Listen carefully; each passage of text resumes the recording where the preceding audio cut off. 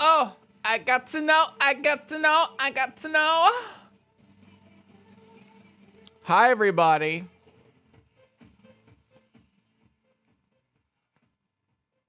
Happy fucking Wednesday. Happy fucking Wednesday. I forgot what day it was. Isn't that fun? What's up? How y'all doing? How y'all doing this morning?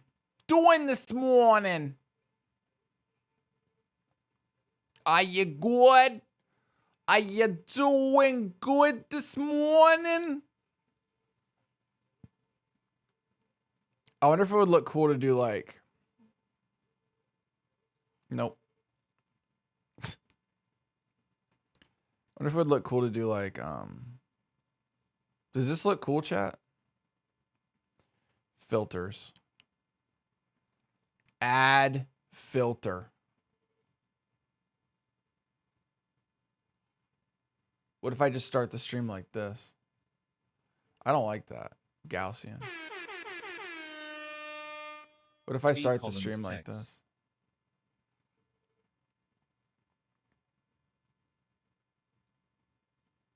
And then this is just like the background that you just see this like fucking, you just see this fucking blob in the back. You know what I'm saying? Let's see what, you can't do that much because it's just fucking OBS, but like I got that. And I think I can do like, what? Oh, you can add a custom shader. Fuck, I could add the Minecraft shaders. All right, here we go. I could also like yeet that down. I could do this, make it black and white. And then we get this like Mysterioso.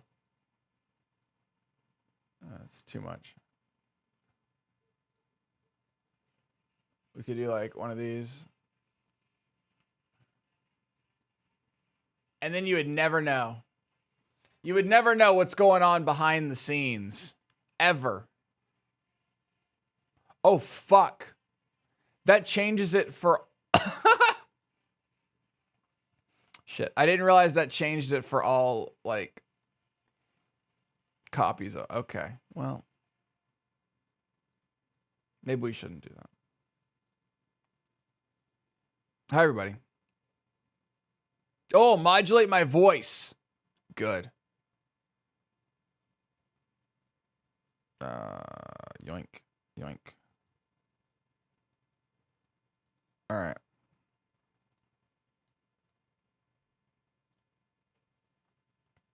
And we're back. How's everyone doing today? Hope you're all doing well. I'm quite shiny today. Look at that.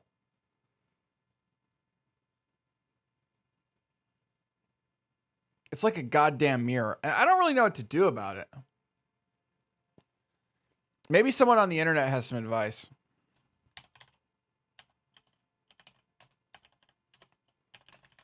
Tretinoin. It's I now know how to say it. It's Tretinoin. Tretinoin. Tretinoin.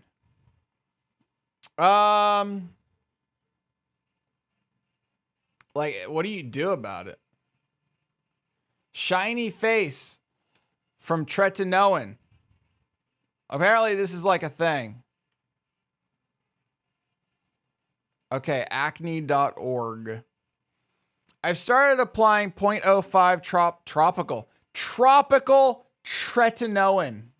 Speaking of tropical tretinoin, this is too hype for us right now.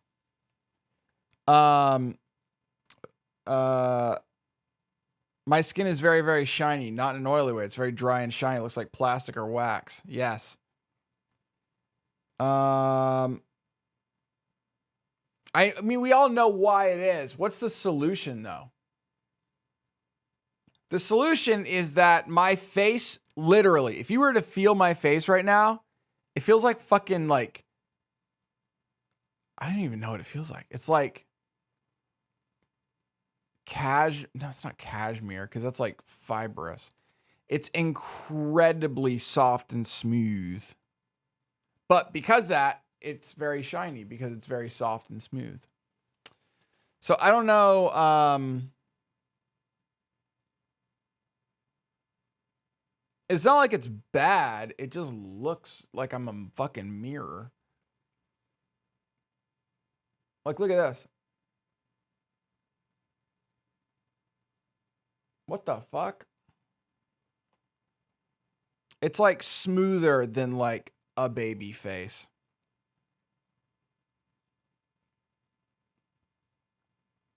Cause the skin to turn over fast and yeah. Top layer of skin will peel and leaves you with the really alien shiny look on your face because it's barely any texture. The texture of outer layer of skin is not there, of course.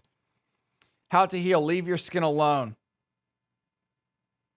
What? I mean,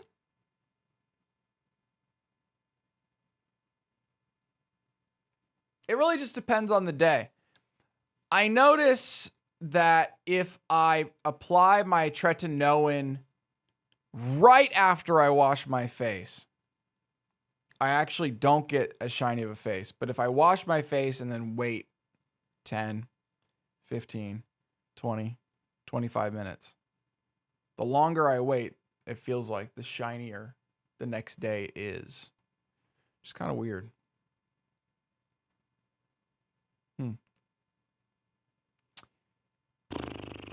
Maybe I asked the old dermatologist about that shit. All right.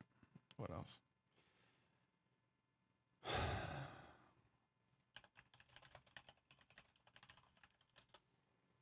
Odds of winning Powerball. 1 in 292,201,338.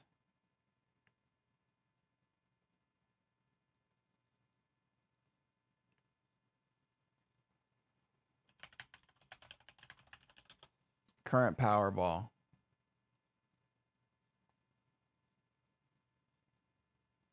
$410 million. We're getting to the tipping point.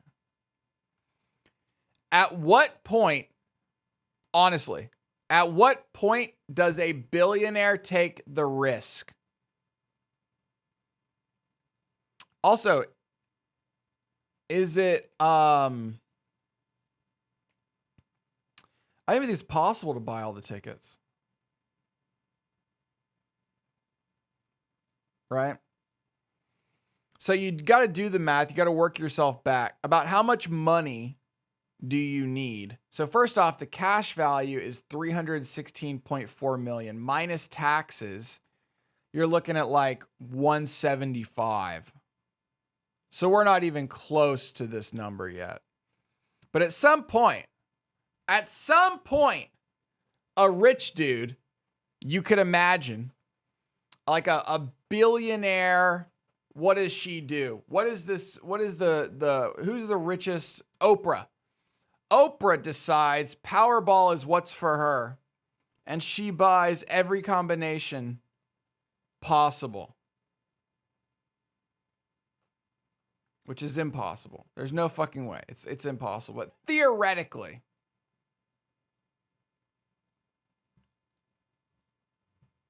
your only risk there is somebody else winning, because then you have to split the pot with them and you lose. So it's an interesting risk, right? It's an interesting risk reward. And obviously, as the number goes up, the more people play the thing, and then your risk increases.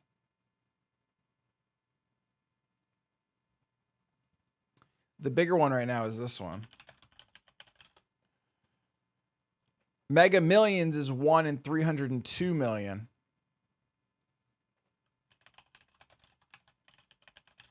Current Mega Millions is up to 490 million. Okay, cash option, the real option.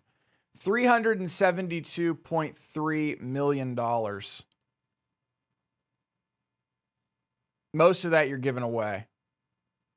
You're at like 200 million. So hey, I mean, if this thing were to go up to like $700 million, then it might start to make a little sense. And then you just have to like figure it out.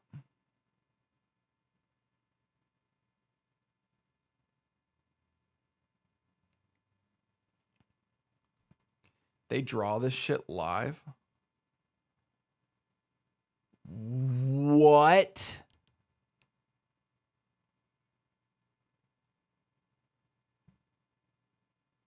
Really?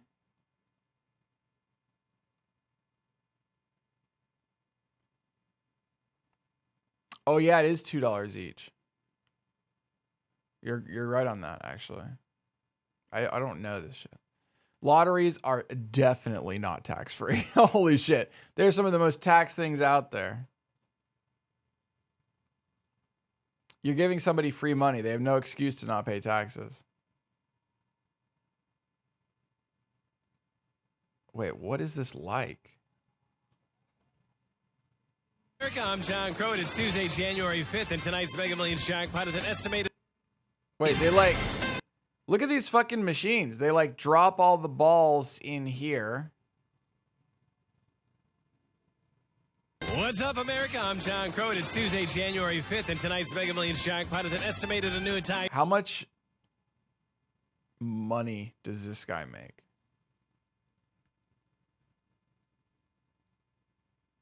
This is his whole job, right?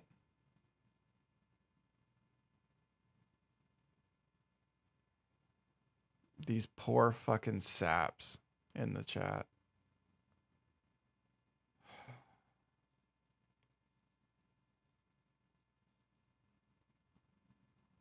$447 million to win that jackpot. An estimated Mega Millions jackpot is an estimated annuitized $447 million. It's got to be annuitized, baby.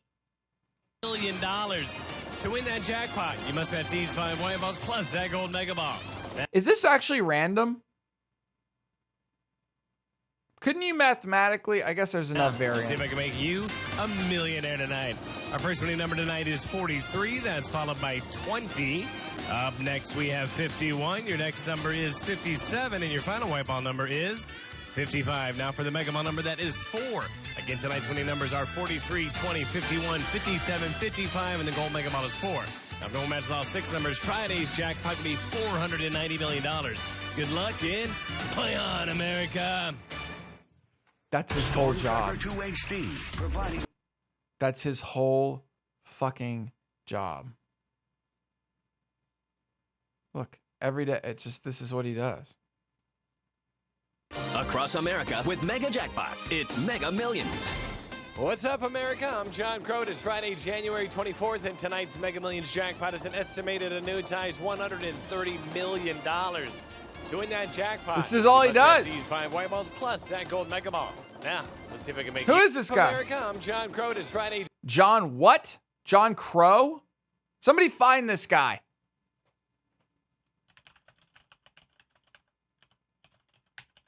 Crow? John Crow.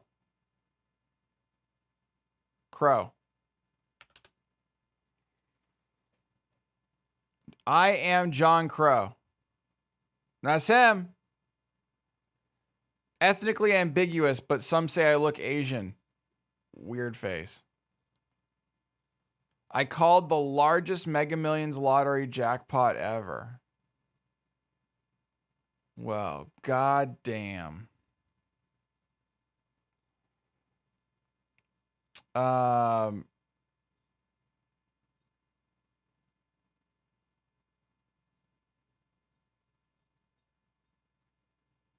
What the fuck? Wait, this is just...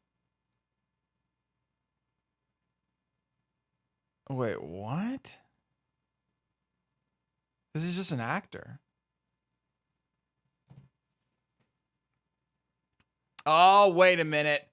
Television. Here's where do you get in? World's largest lottery. Scratch off.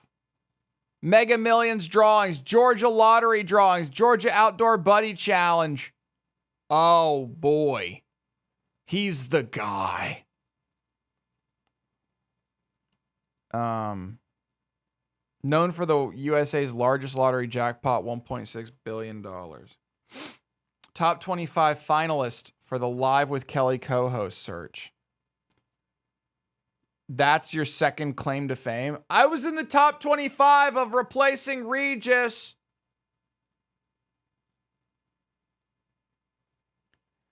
I won a 98 Volkswagen Beetle by living in it for 24 hours a day for 38 days. That's disgusting.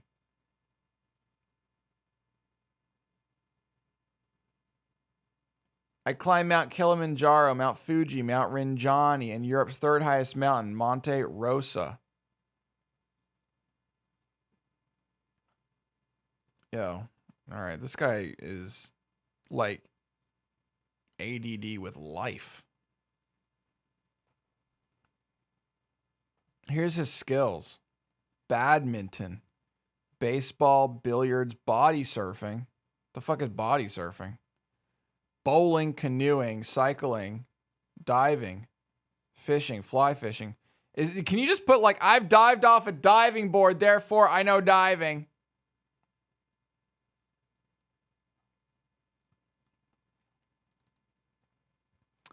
Fishing, fly fishing, football, frisbee, golf, hacky sack, kayaker. That isn't this. It should be kayaking. Martial arts, motorcycle riding, general. Mountain climbing, ping pong, pogo stick, racquetball, rappelling. What?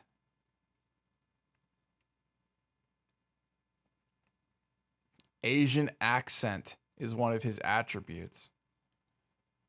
I mean, I guess that makes sense. Oh, he was an on-air DJ in Kumamoto, Japan.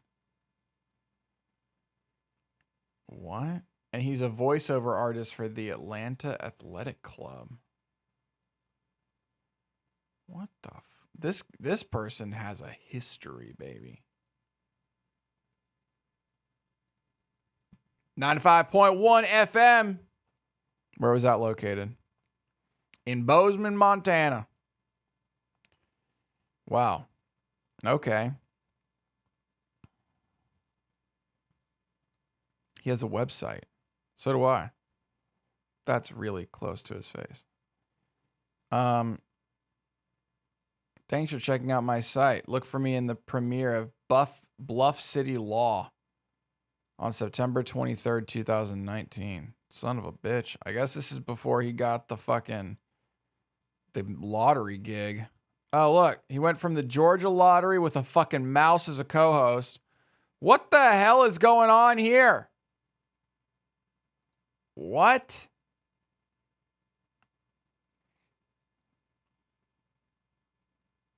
Have you guys been to my website, showupallin.com? It takes you to mattzagursky.com, where you can sign up for my mailing list. I'm probably going to put out the first newsletter at the end of this month, so that'll be fun. There are a surprising number of people on this mailing list. Like 60. Like actually 60 fucking people.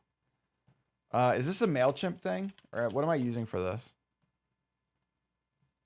I don't know if I'm using MailChimp for this. I guess we'll find out. Oh, thanks for following, Tacoy. Thanks for following the channel. I appreciate it. Let me do a...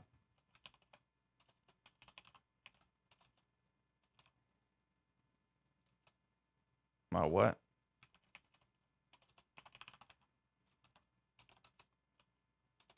Change that to 1 minute. It was on 10. Mail. Chimp. I think it is. The fuck? Except the goddamn cookies. Who cares? Fucking GDPR is fucking annoying, man. Let's see what we got. Login.MailChimp.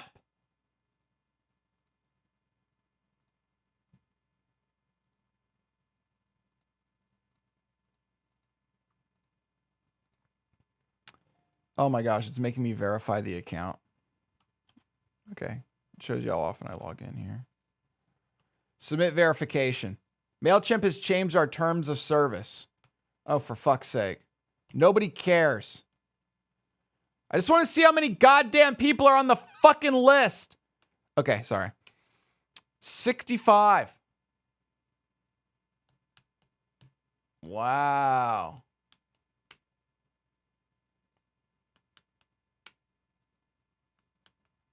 Fit 65. Yeah. Are you gonna find a paper trade account and run a competing $10,000 fund for the heck of it? Think or swim. Speaking of which, boo. Speaking of losing money. We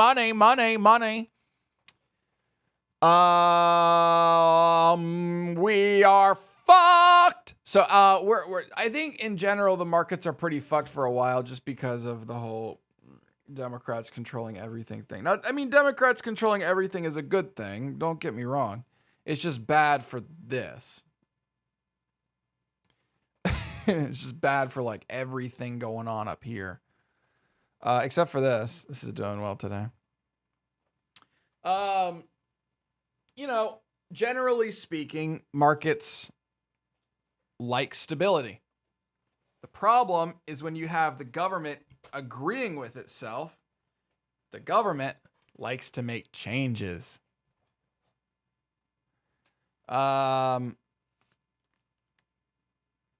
It's been a long fucking time since everything was one color, hasn't it? Since everything was red or everything was blue. It's been a fucking while.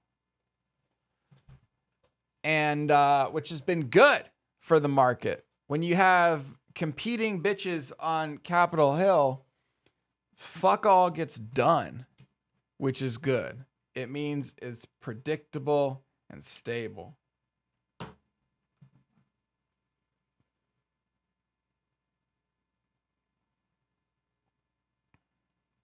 Today's topic, nutrition. I installed a new fasting app, chat, and it has like topics.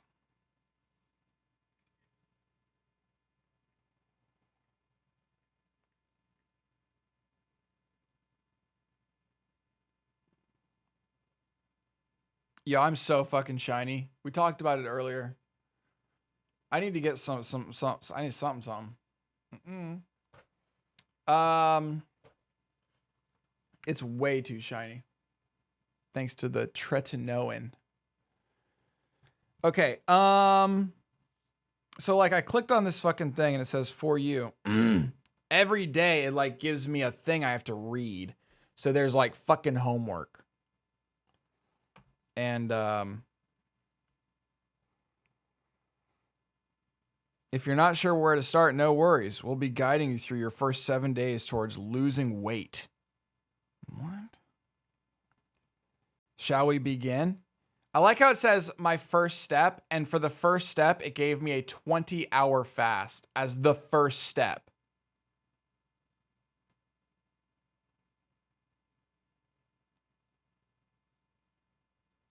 What? So apparently today, I'll tell you, I'm fasting until 4:45 p.m. Which isn't a problem. It's just like, really? That's day one. Now, I did have a, I will say, there is a thing. There was like a thing when I was signing up, you could like drag across how challenging you wanted your program to be. And I zippity-doo-dah all the way right. So maybe that's the reason that was that way. Today's topic, nutrition. Reading time, 2 minutes. I like things that only take 2 minutes to read. We're starting here because food is your fuel, your medicine, and your pleasure. Oh, baby. It plays a huge part in your everyday life and affects your mind, body, and soul. That's why a healthy relationship with food will make your intermittent fasting journey smoother and losing fat that much easier. Hey, when I went to get my ultrasound done yesterday, I asked the ultrasound technician, are we up today? Yo, is QCLN popping off so hard to make up for everything else? Holy shit, it literally is. QCLN and RTH a little bit. Clean energy coming through to unfuck us. Woo! Since open, we are now up $53. Okay. If you're chat, I want to know, listen, raise your hand if you are a nutritionist. Because you are Twitch chat, I assume all of you are. Correct? Oh, what I was saying is yesterday I went to, boy, I'm fucking ADD today. I went to get my ultrasound done and I was like, hey, can you tell, with that machine, can you tell if I'm fat? And she said, no, I can tell just by looking at you. I know what she meant, but also you can take that in a very negative way. What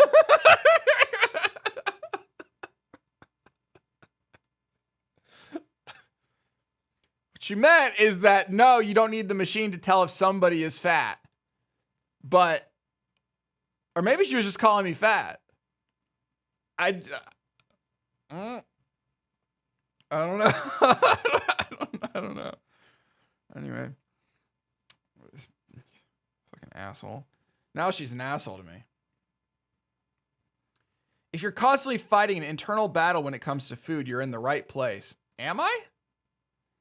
Dude, we are soaring sky high right now. What is going on? Sky high.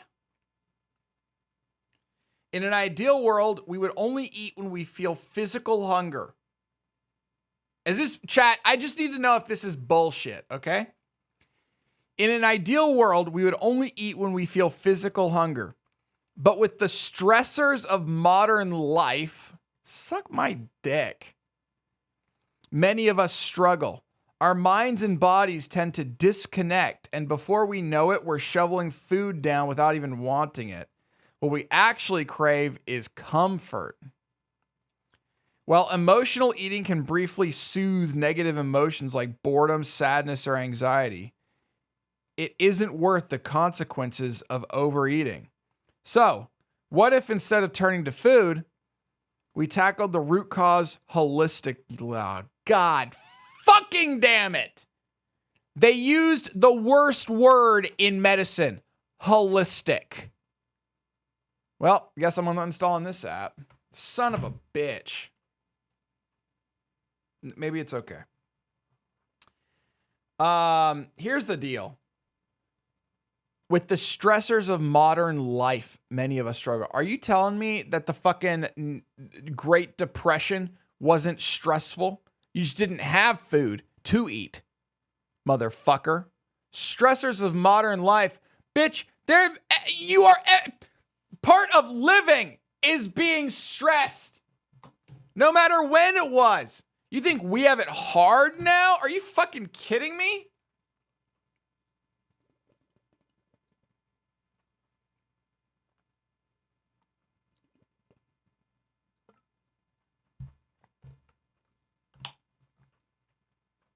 How much am I up? We are up $65 since the start of this portfolio. We're up 65 buckaroos.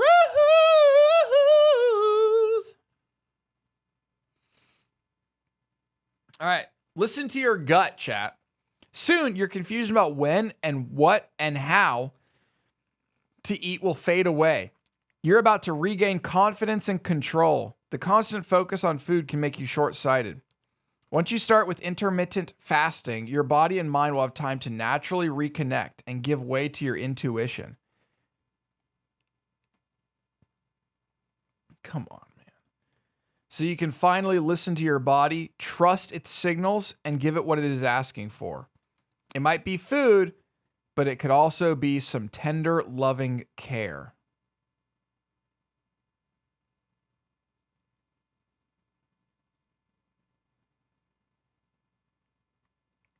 This is a fucking meme, man.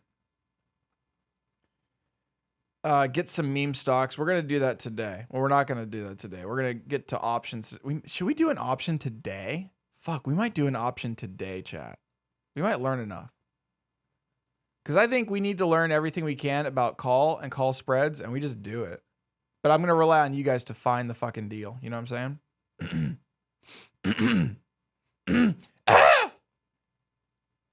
It's like 1% in 3 market days annualized. That's insane. This is a good portfolio right now, Farmer Joe. There you have it. We have done, in 3 days, we have gotten a thumbs up from the legend himself, Farmer Joe, whose job it is to make sure people don't lose money. I think that's his job. I'm not sure how he would describe his job, but I would describe his job as he is a caretaker of money. Not the blood-sucking fucking man in the financial cog pulling us all down. I wouldn't go that far.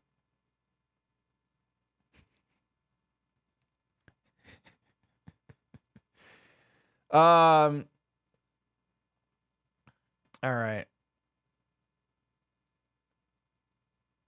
Put options were easier for you to understand. Son of a bitch. Wait, really? This seems fucking easy as fuck. Okay, anyway. Food as a whole. We'll get to that. Can I finish this goddamn fucking thing? I've got a fucking schedule here. I don't.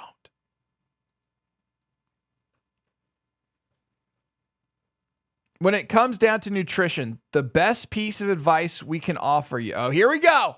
The best piece of advice we have for you is to eat your foods whole.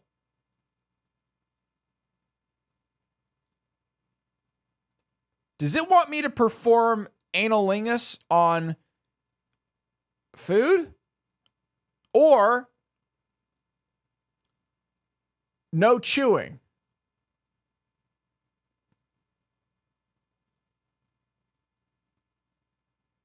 It's one of the two. What the fuck does that mean?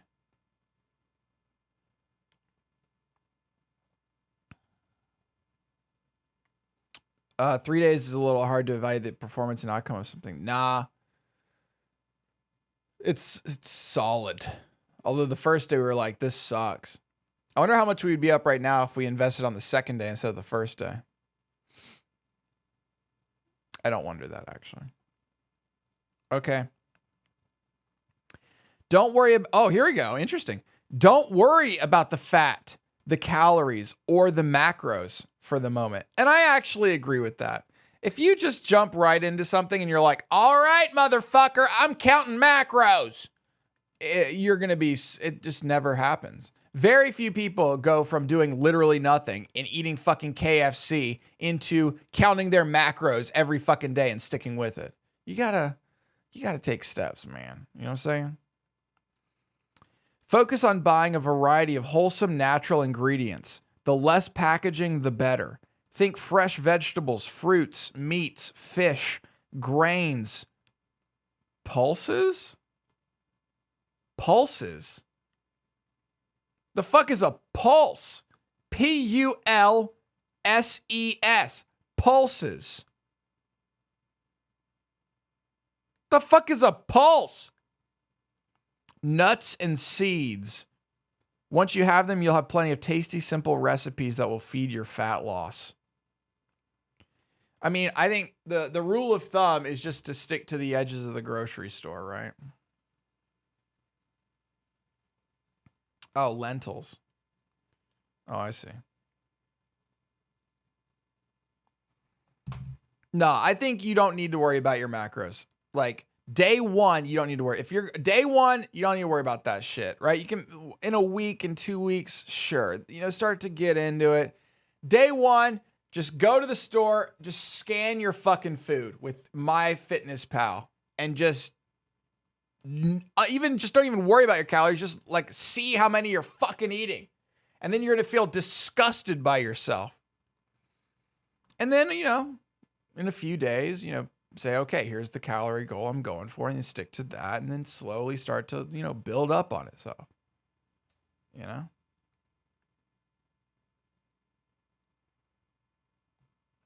Why holes? The more natural the food you eat, the better your body understands and deals with it. Really?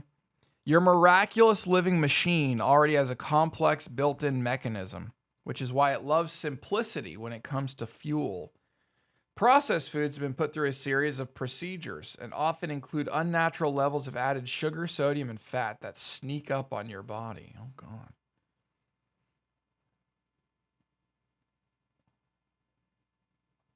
Yeah, just make sure you know what you're eating. Eating is important, but for your body to work its magic, it also needs a break. When you stop eating for longer periods of time with it, like with intermittent fasting, the food in your body normally uses as fuel starts to run low. So it starts to burn excess fat as fuel source. All right. One of the other body's hidden talents is autophagy. Fasting allows us to go through this self-healing process where old or sick cells, parts are consumed by the body and replaced with a healthy new batch. Impressive, right? While we do recommend a healthy, balanced diet for losing weight, there's also room for flexibility. So whatever happens, be kind and gentle with yourself. If you feel like snacking on chocolate today, just do it. The fuck? No. If you feel like snacking on chocolate today, go ram your fucking head into the door. All right? That'll make you stop thinking about chocolate. All right? Yo, fuck this advice. This whole be kind bullshit. Be kind and gentle. If you want chocolate, eat it. Yo, fuck you. You'll probably feel like crunching on a juicy apple tomorrow or the day after. Your body is smart. Don't forget that. What? You've learned a lot today, so congratulations for completing the first day of your inspiring journey towards a new you. See you tomorrow. What the fuck? Well, that was a bit much.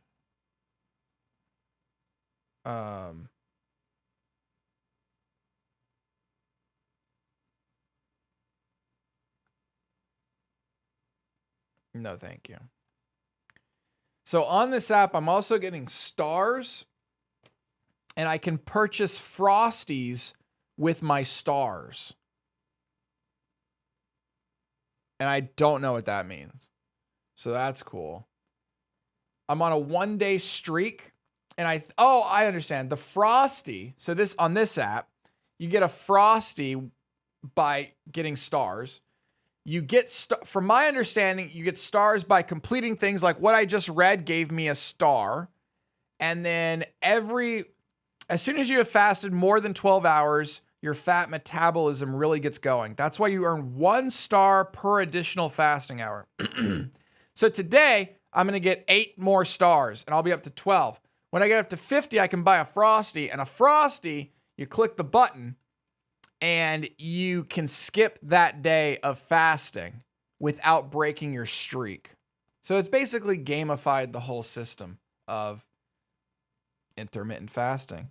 It also has like a level up system. I'm currently a beginner. I've fasted for 0 hours out of 50. My next level is rookie. When do I become a fucking sensei? This app is called Fastly.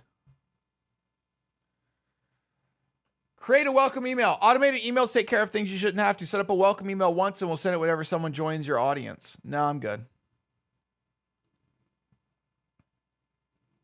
Oh my gosh. Nobody sign up.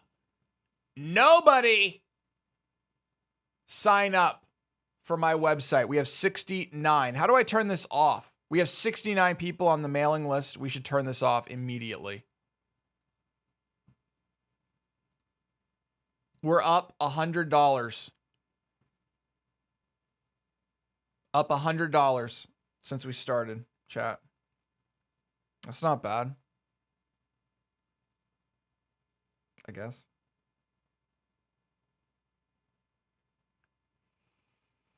All right.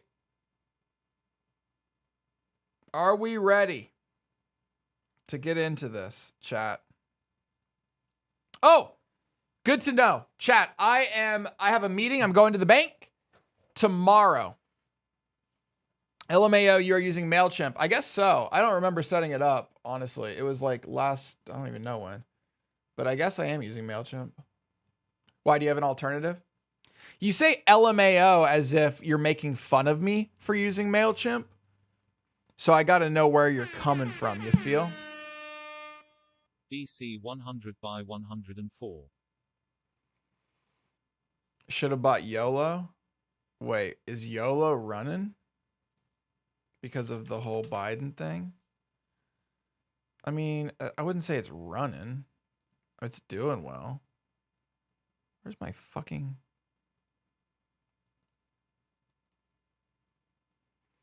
I mean, it is up 8%.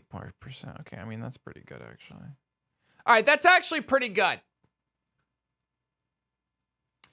So I'm running... No, I'm not going to use Nova Bank. I'm going to just use my bank.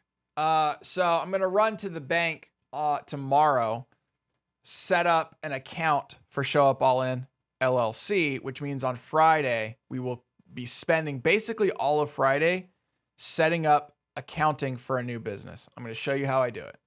I'm going to show you how I do accounting Friday. Finance Friday. Ooh. DC 100 with 104 months. Fuck me. That's a lot. 104 months. Hey, who's going to be our first 1,000-month subscriber? Holy shit. This account will not exist in 1,000 months, I can tell you that. So anyway, I have been now fasting for 10 hours, 41 minutes, and 3 seconds. My remaining time is 9 hours, 18 minutes, and 52 seconds. Today's goal, 4:45 p.m.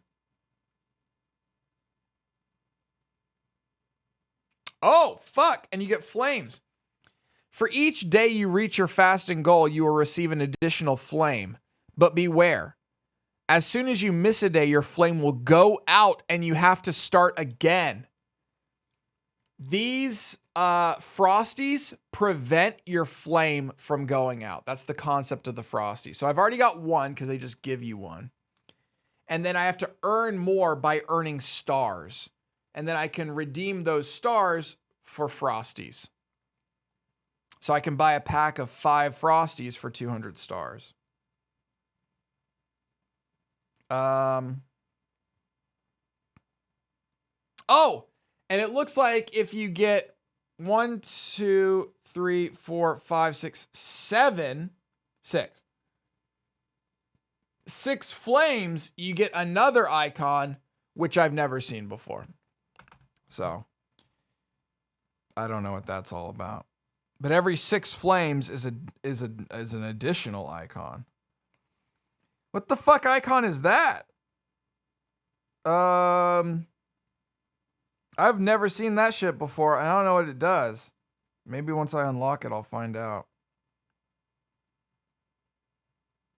Your first lesson is here. Wait, there's lessons for fasting? Holy shit, there's so many.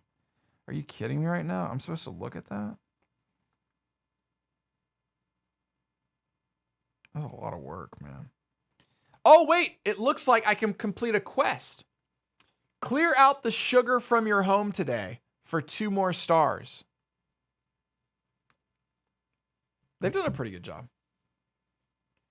So I can pay to win my weight loss goal. You can't pay for stars. Okay.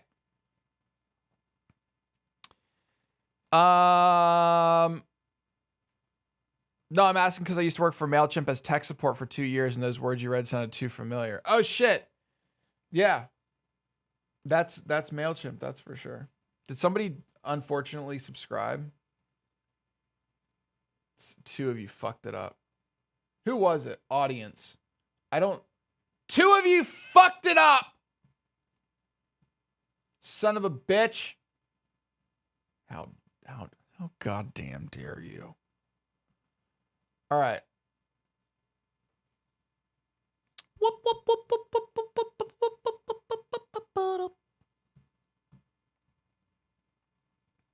Are we ready to learn?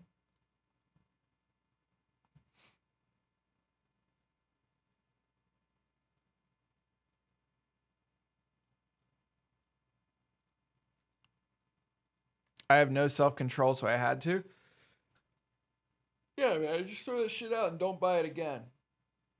Throw that shit out, don't buy it again, and don't go to the store when you're hungry.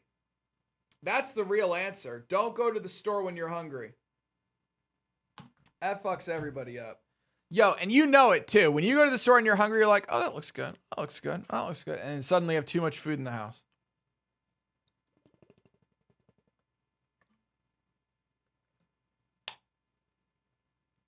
And that's the truth. How am I doing on water? I feel like I'm already behind on the day. Health. Hydrate app. Oh my God, I'm behind. Hold on, chat.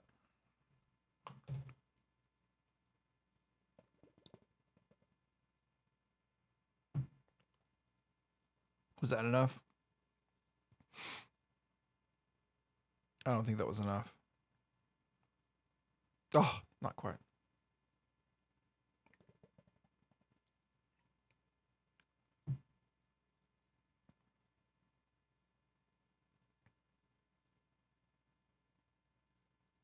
Good. All right, I'm above the target. I'm above the target. So that's good. At this point, at this pace, Bitcoin and Tesla are going to be on Mars before Elon. Are you uploading your VODs anywhere? Yeah. They're on the VOD. They're processing right now. For some reason, I don't know, man. The YouTube editor, first of all, sucks actual cock, and so cutting it up was really impossible. So what I did is last night I cut the beginning and end, and then it re-encoded, and now it uploaded, and now it's processing on YouTube again. So it'll be up today, I would think. I would think. They're saving here on Twitch though, too, right?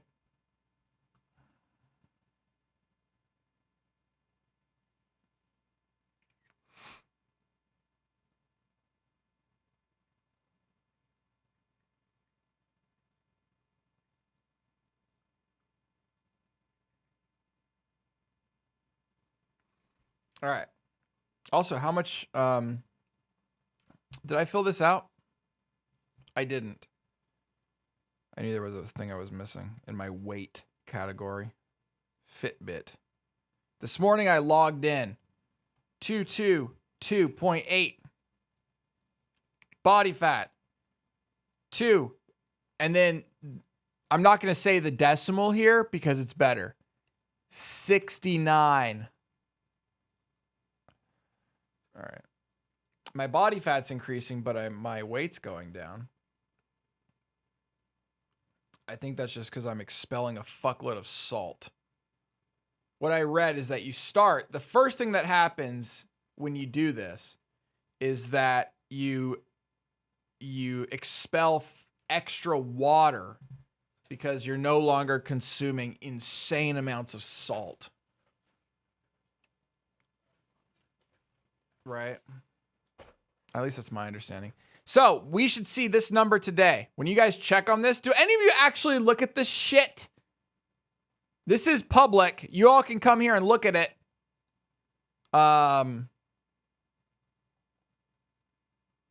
This should be a 20 at least. This number right here should be a 20. So that's what I'm going for. Mega million. Boy, they are shitty at their SEO. God damn. These poor people in the comments, though. Fuck me. All right. Don't need any of this. Okay. Let's say we don't need that. Do we need this anymore? I got them here. I need to laminate them. So, yeah, I need to laminate these.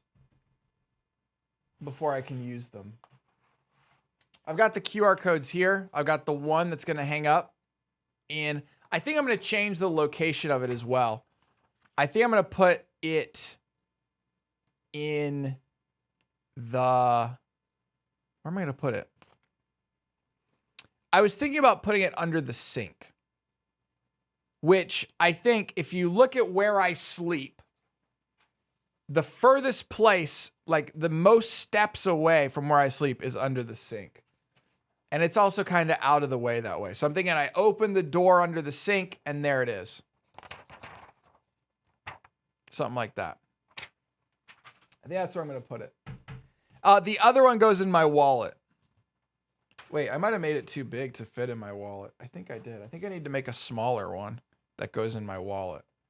And the wallet one, which I carry now, right? I carry the barcode now, my wallet barcode.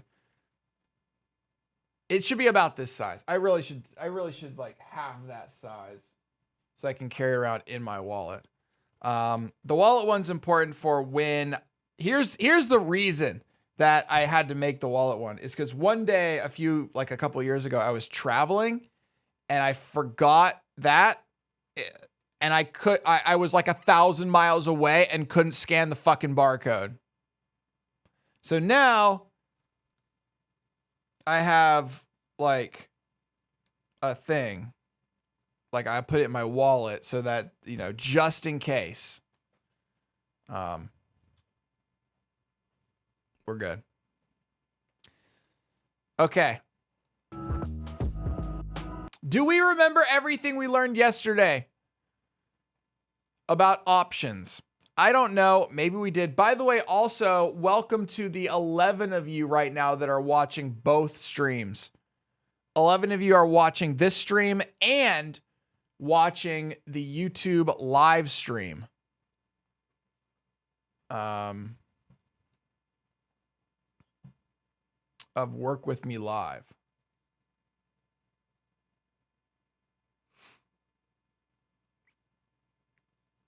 Are we, I guess first things first. What's going on with the elections?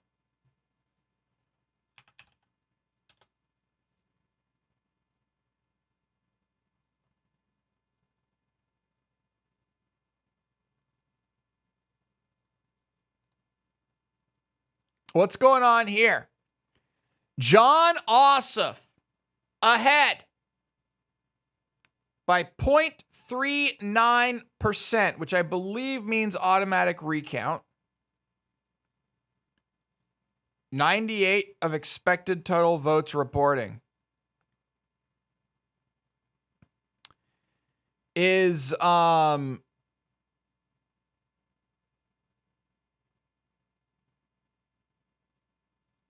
fucking Steve Koronaki still running, chat? Is that bitch still running strong?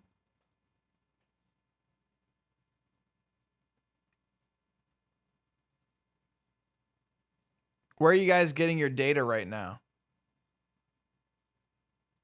Where are you guys getting your data? Your data?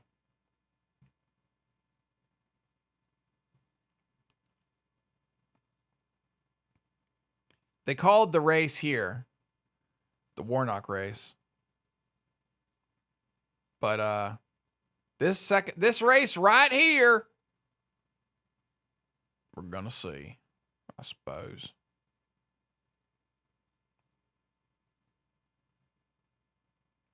Ossoff, Purdue. I mean, he's up by 15,000 votes. Seems like it's a lot, all things considered.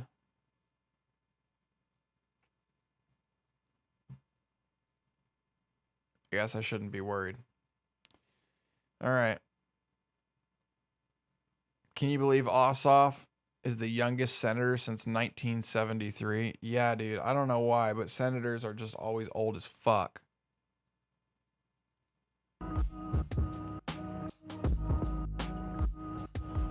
It's a new day, so I'm wearing a new shirt. Oh my god, it's a new day for us too! Swedish person that doesn't have a Swedish accent, that's not Swedish. Hair's looking fresh. We are going to look at some options. Wait, what? Is it? It just looks like a bird lives there. What? I don't understand. Matt, if you see this, you're funny. Look at this guy with the view shaming. All right, listen, you fuckers over there on YouTube. Wearing a new shirt. Hair's looking fresh. We are going to look at some option statistics that are very, very important to trading. So to get to this page, which is okay. Oh fuck! We need to frame our oh boy. Zigzag. We need to fuck. We need to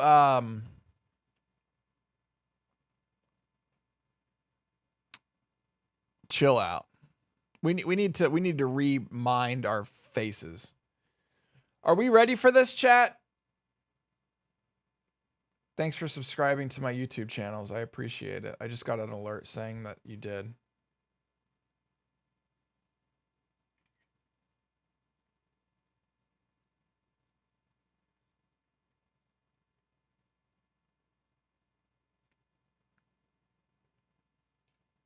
We're not ready for this. We need to stand up.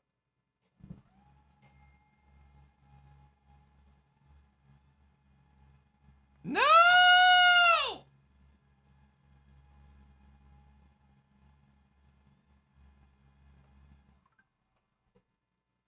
Can you see me on the YouTube? Am I hidden on the YouTube stream?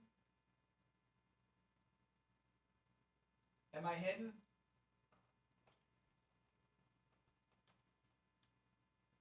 Can you see me? Hey, am I on the YouTube stream? Can you see me at all if I'm sitting here with the fucking desk up?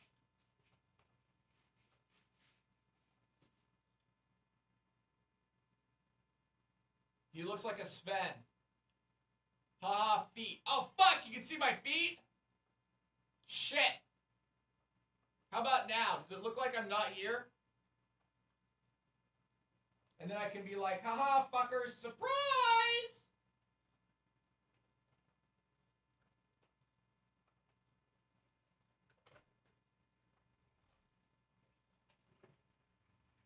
Okay. I do need to clean my footrest. I guess I'll do it on Fridays. I still always do things like that on Fridays. Okay. Texas 2024. We can win this state. This can really happen. CC Beto O'Rourke. Who the fuck are you? Don Winslow. Okay.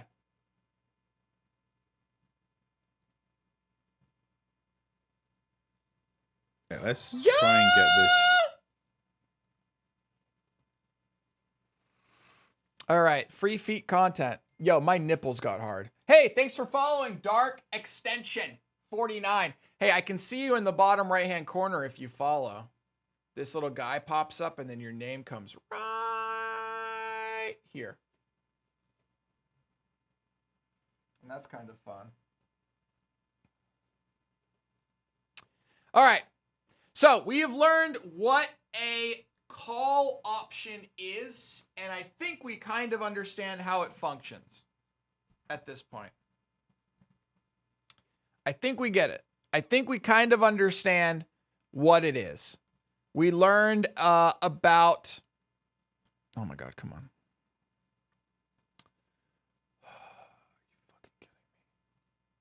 gloss over. We learned about intrinsic and extrinsic values that are part of it. We learned what it is and the two sort of parts of it that you're trading.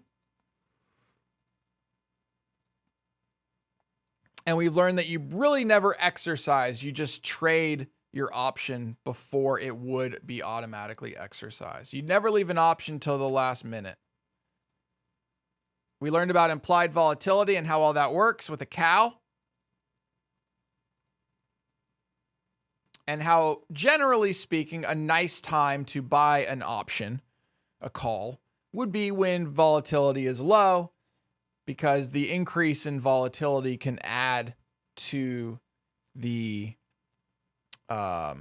value of that option. Okay, let's go.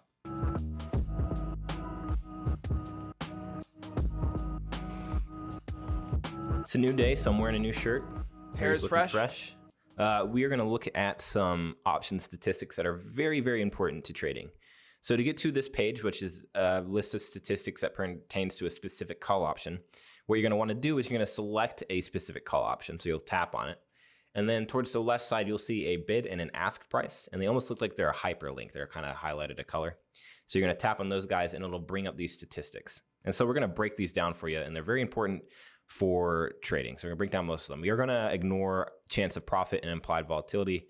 You just don't really need to know that right now. Plus, we've already covered.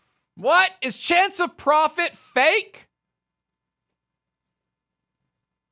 Does this mean on the other side? The other side, the chance of profit is 100 minus that? Is that true?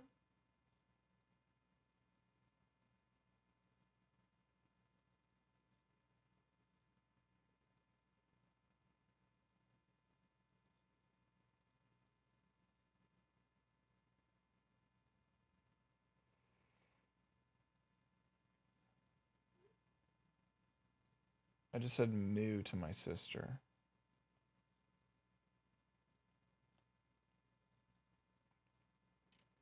All right.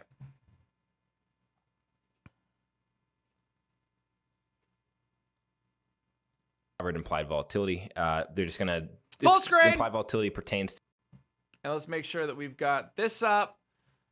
First of all, oh, baby.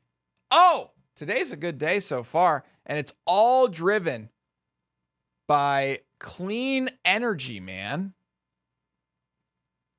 Actually, most of the market's up. How's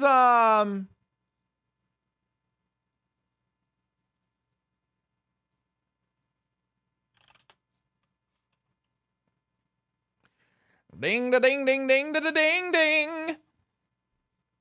Up 1%. On the day. All right. What we're going to do, we're going to do Disney, right? For our test here. All right, so we've got all this stuff here, and now we can see what he's talking about.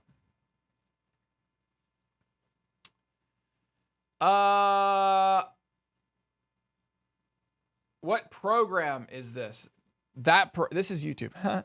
That program was a program called Think or Swim. Think or Swim.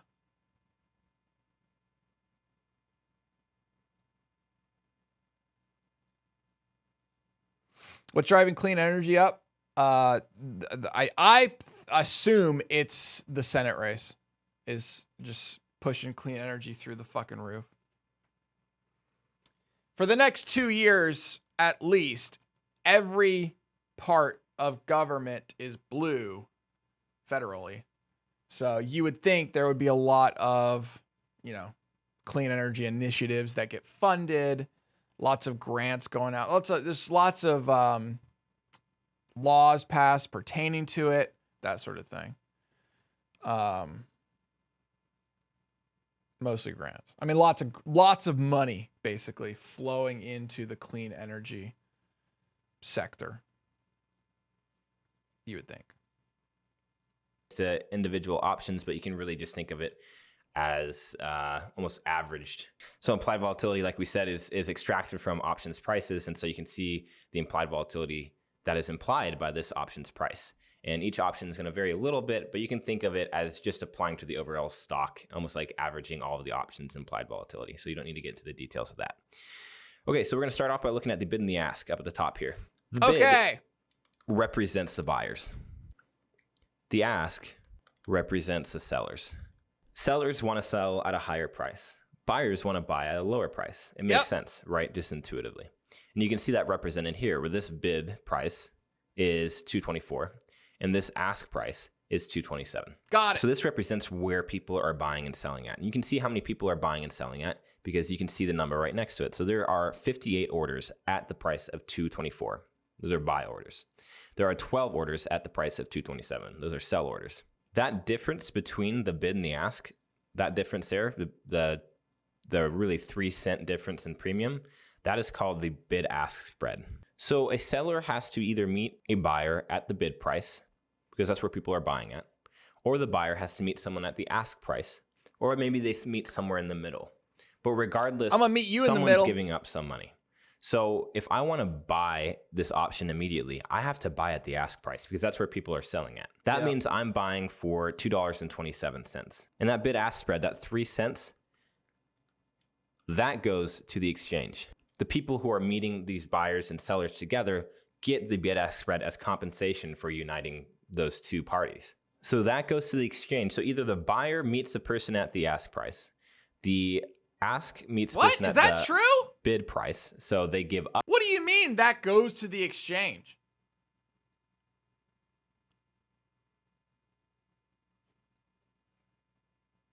That's not true?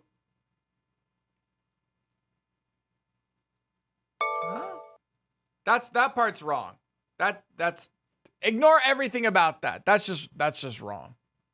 Up 3 cents, and those 3 cents go to the exchange, or they meet somewhere in the middle. So you could, to buy and exit immediately, you would have to buy at the ask and sell at the bid, and you would lose 3 cents overall because you're paying $2.27 and then selling for $2.24. You're selling for 3 cents less, and in premium terms, that's $3. So you would give up $3 to get in and out of this trade immediately. But these two, this happy little couple here, can meet somewhere in the middle. So for example, maybe the buyer puts in a order for $2.26. Well, the seller might be willing to move from $2.27 down to $2.26. And then all of a sudden you have this match together where someone's buying at a price and someone's willing to meet them at that price. And the seller is giving up 1 cent. This person is selling at a cheaper price. And the buyer here is giving up 2 cents. I don't know that this is important. Because the buying price, the bid price is $2.24. So altogether, they give up 3 cents.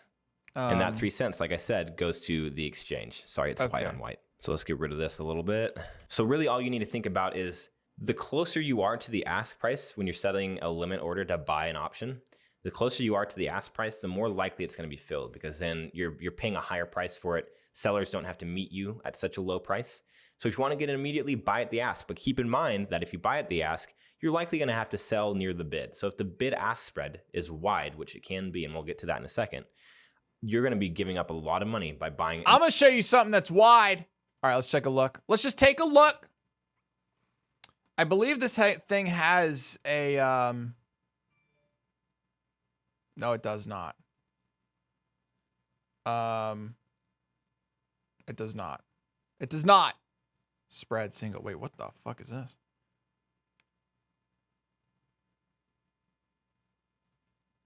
Oh my God. Just ignore that.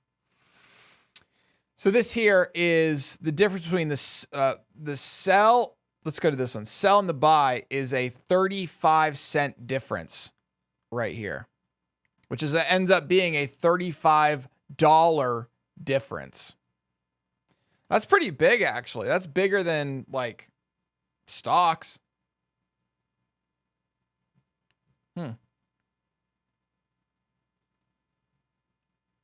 That's actually pretty wide, isn't it?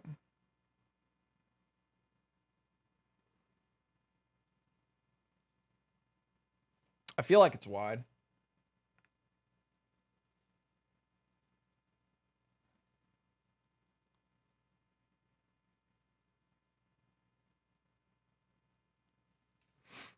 All right. Immediately at the ask. So maybe set an order somewhere in between the bid-ask spread and wait for a seller to meet you in the middle. Now, when you buy an option and it's now time to sell it, you want to get rid of it, you have to sell closer to the bid. You have to sell at a more cheaper price, just like I said. So don't go trying to sell at the ask price. You're going to have quite a hard time doing that. You might set somewhere in the middle. And you can see what price is in the middle because it's called the mark price. And that is listed right here. And that's going to be the price that Robinhood displays on all of their options. So sometimes you might buy an option where the bid ask is really big. And when bid asks are very wide, they tend to jump around a lot. And Robinhood will continually show the mid price. So even if there's like no buyers, so let's say there's no buyers at all, it's going to be 0.00 on the bid side. And then on the ask, we'll write bid here.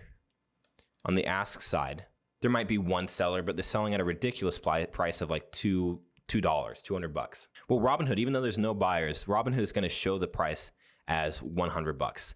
And so maybe at one point your option was worth, it was showing the mark price at like 50 cents because the seller was selling at 100. But now a seller's selling at 200 and there's no one buying. It's going to show 100 in the middle. On the Robinhood platform, it's going to say you made $50. If that's a little confusing, that's okay. I'm just saying the bid ask is going to jump around, and sometimes the mark price, which is not really a realistic price all the time, is going to be the price that Robinhood shows. So you might see an instantaneous profit, but it's not real because you still have to sell at the bid and there's no buyers there anyway. So the mark price is in between the bid and the ask, and it is what Robinhood shows as the price for the option. Even though realistically you may not be buying at that price or selling at that price, you might be buying closer to the ask or selling closer to the bid. The high and low, that's the highest price for the day, and that's the lowest price for the day. The volume equals number of... Is there actually a way for us to see option volume on this? I feel like, is Thinkorswim, based on what you guys know, is there enough information in this program to be able to effectively trade options? I feel like I'm constantly having to click this button and change things. Volume.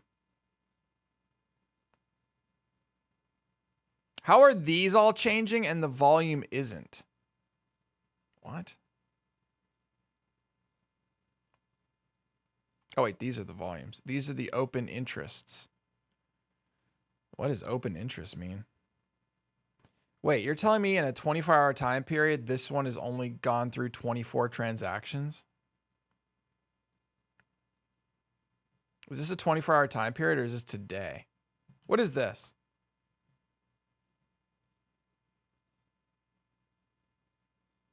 It is. It's pretty popular for options traders. Okay.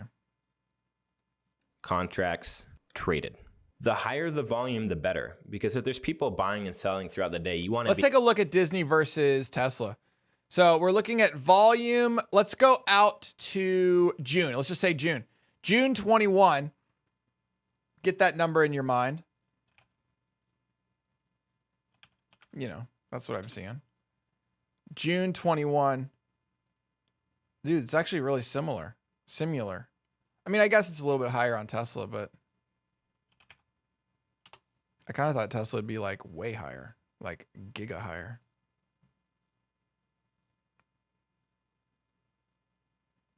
Be able to buy and sell with them. You want to maybe be able to get in and out of a trade quickly. So if there's higher volume, like this kind of volume is good. 1,455. Open interest means all options. If there's that higher are volume, you're going to be able to have people that are willing that's to buy interesting. from you when you want to sell an option, and people will wait. So you're telling me right now, 4,307 contracts have been written for this exchange.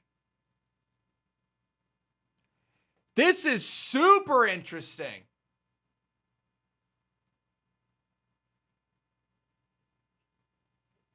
This is really interesting because look at how these numbers compare to these numbers. Dude, there are so many more calls than there are puts. Holy fuck, this is really interesting. Huh. Wow. That's cool. That's cool data.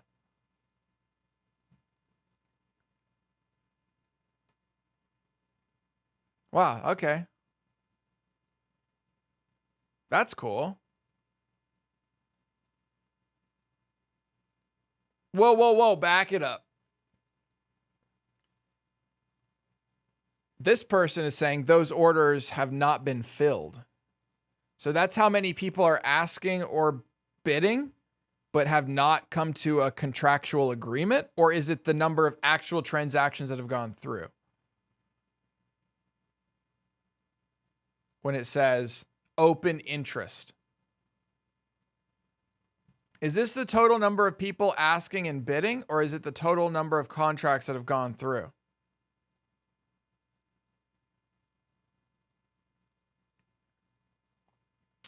Open interest indicates the total number of option contracts that are currently out there. These are contracts that have been traded but not yet liquidated by an offsetting trade or an exercise or assignment. Okay, so this is just how many exist. How are these numbers changing? Bitch, how the fuck are all of these numbers changing and these numbers aren't changing? I kind of want to see a thing go through now. Holy shit. Dude, this is so fucking complicated. Let's go here. Maybe these don't update as often. These are updating and these are not. I'm assuming open interest doesn't update as often. Because the volume is updating. Which means that these should also be reflecting that change in volume, you would think.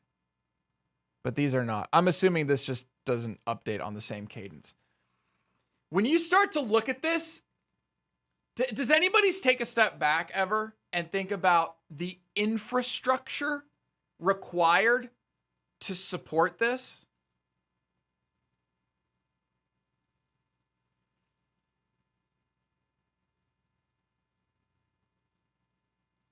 Like, it's one thing if all you're doing is trading stocks. That's a lot of infrastructure, but like, this is a lot of fucking computers that cannot fail.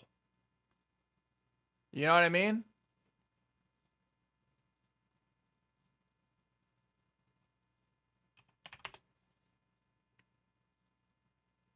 Holy fuck.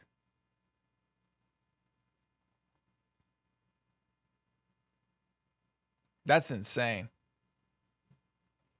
Willing to sell to you when you want to buy an option. If volume is very low, there may not be many people wanting to buy and sell options. You might have a hard time getting in and out of a trade. Open interest, which we're just going to call OI. And you can see that open interest is right here. Fucking open interest asshole. is number of contracts open. So this is saying currently there are 4,114 of this exact call in existence. And they will go in and out of existence as a buyer and seller agree to create a contract, and then a buyer and seller swap sides and destroy that contract. This open interest is going to fluctuate. It's going to grow and shrink. The more open interest there is, it's going to be probably going to be higher volume. And the higher volume there is, the tighter the bid ask is going to be. So that's why it's really nice to be trading options when they have high volume, because that people buying and selling a lot is going to push that bid ask price closer and closer together. And when that's closer and closer together, you're giving up less to get in the trade. Because remember, you have to buy at the ask and sell at the bid. Cool. If people aren't willing to meet you in the middle. So a tight bid ask like this, which is like 3 pennies, is great. It's not that big of a deal. Giving up $3 if you have to get in and out very quickly. A tight but if bid this bid asshole ask is very wide, maybe 50 cents or $1 wide, because of the volume is so low, you're giving up $50 to $100 to get in and out of the trade quickly. So you always want to check. Are there option scanners out there? Because you can imagine finding a good deal on an option, if you're just looking at numbers, is impossible. There's like thousands of options per stock. And you want to find one with high volume, high open interest, low this. Like, if you have just a bunch of parameters that you care about, surely there's some way to scan all those. Wait a minute.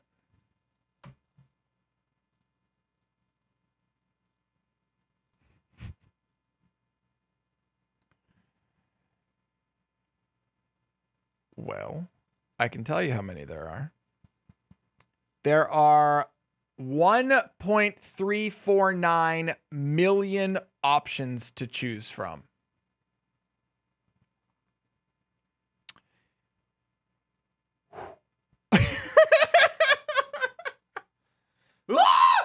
That's a big table. Holy shit.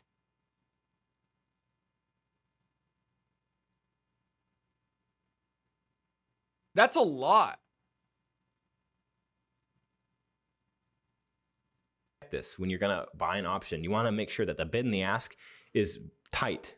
That's a And real. I'm sure you can go through and do those things I've asked, right? So you can go in here and you can say, wait, can you only add? Oh, you can add filters. Okay, so I can say I want add filter option. I want my spread. Is there like a spread?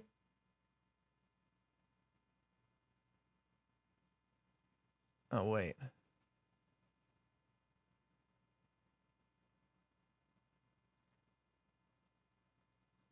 Fuck. What? You can't like do the spread in this?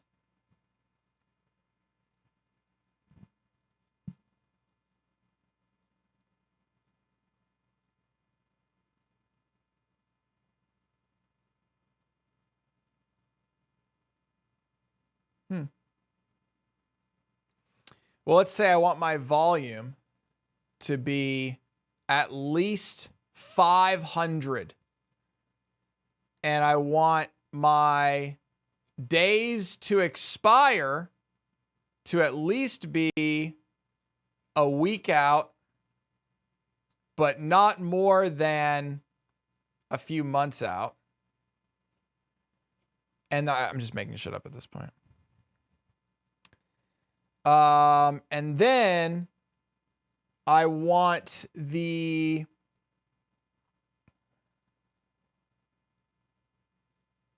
what else do I care about here, chat? I'm just making things up. The implied volatility. Oh wow, it does extrinsic and intrinsic on here.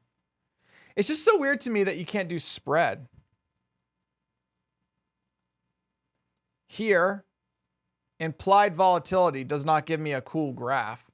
We're going to say it maxes out at 30 because I don't know what the fucking... Oh, there it is. Implied volatility. Let's say I just want, the low end, 30. How many does that give me? Scan!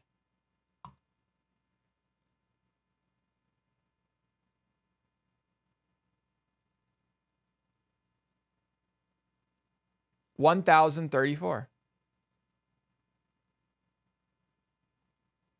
Huh.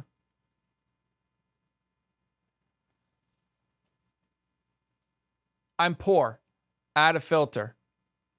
Option. Ask price. Oh, we got to let it load. I think it's just trying to load. This is so much data. I'm surprised this data can load this quick. This is insane. Holy fuck. This is so... I can't even imagine. What do you think this is doing behind the scenes, chat? Is this some sort of pub sub situation? Like, how is my computer getting all this data flowing to it? So it's not like I'm attached to some sort of fire hose, right? It's only sending me the data I need, but somehow it knows the data I need depending on the screen that I'm on. It knows to send me this and this. This is complicated. This is fucking complicated. Like, holy shit. Okay, I'm poor. I want things below $10.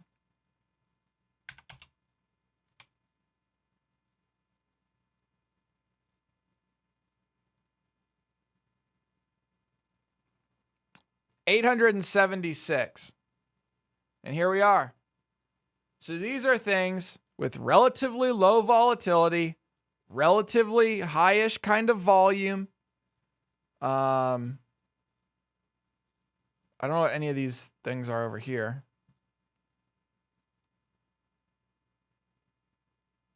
GE. Lots of GE. Movement on GE. Oh, wait, can you do call? Wait, is this what? Is this what? Oh, what? Is this what? Oh my God. You can also set up filters for the... Oh my gosh. This is wild, chat. There's so much you can do. Is this like type? Is there like option type in here?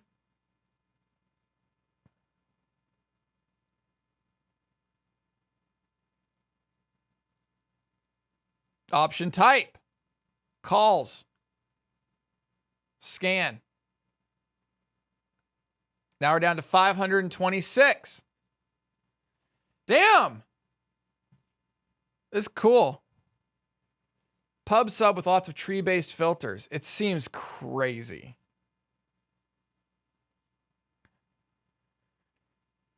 It's wild. So you could really filter this down and really look at, like, have a pretty good way of, like, finding something that you're interested in taking a look at. That's cool. We're up $148.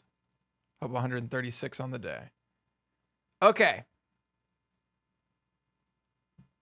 The real biggest part of all of what I've said so far is look at the bid ask. Is it tight? Are you willing to give up that much money if you have to get in and get out quickly? Think about it.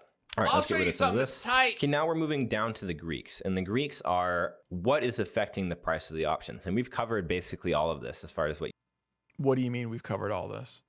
You need to know. But this tells you how much certain things are affecting the price of the option. And it all makes sense here. And just Oh, God. Definitions. Here we go. Is this part important, chat? I've seen memes on investing TikTok that say Greeks are the most important thing, and I've seen things that say don't even look at them.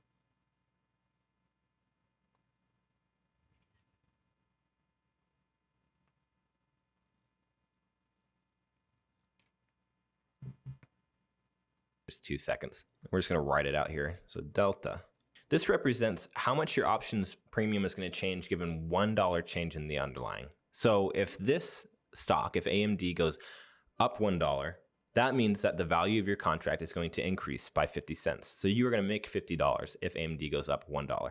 Now you see how that's a lot of leverage, and that's the appeal of options, that they can give you a lot of leverage. This is almost like having, excluding other things, it's almost like having 50 shares of AMD, but you're only paying $227 for it. So that's leverage. Whoa! Beep, beep, beep, beep.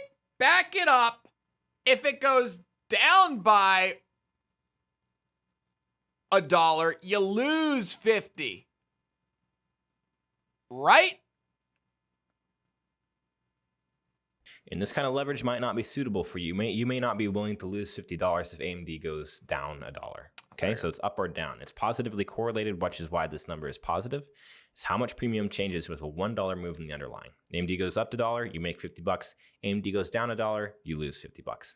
Gamma, which we're not going to get into too much today, is how much delta changes giving a $1 move in the underlying. So delta is not constant. It does not say it stay at this 50 cents, which is why if you buy further out of the money or Oh, God, I had to yawn from that one. Gamma is the derivative of delta. If you're a calculus boy, you might say. they're in the money option, they're going to have different deltas. In fact, those deltas are going to change between 0 and 1. So the further in the money you are, the higher your delta, the more leverage you have. However, if you buy maybe an in the money, if delta is 1, that means a $1 movement in the stock price would cause a $100 movement in the contract price, which makes sense because it's 100 shares of the stock. Why isn't it always 1?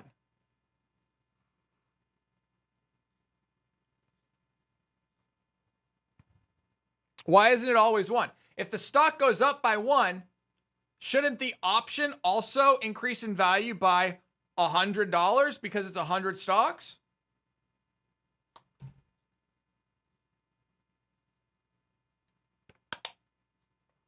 I need more water. While you guys write out some long, complicated fucking sentence about that.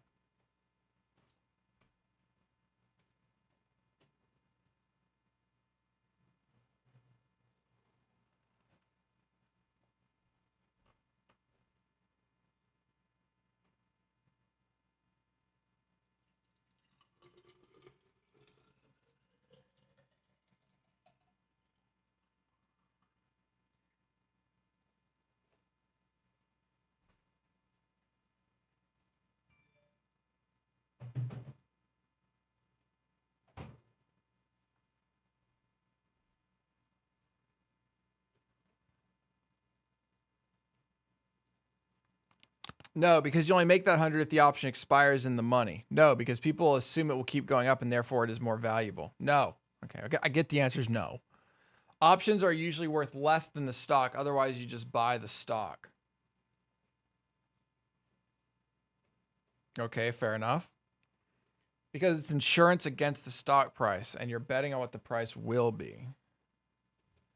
Does delta go up the closer you get to the expiration date then?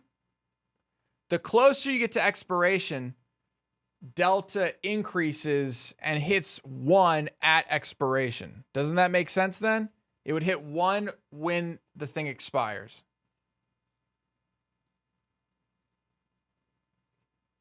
And so delta is low the more it can change. The more it can change before it gets to expiration, the lower the delta. Is that what that means? How am I doing? Is that good? Am I right? The greater the probability of the option expiring in the money. Ah. Okay, that's better.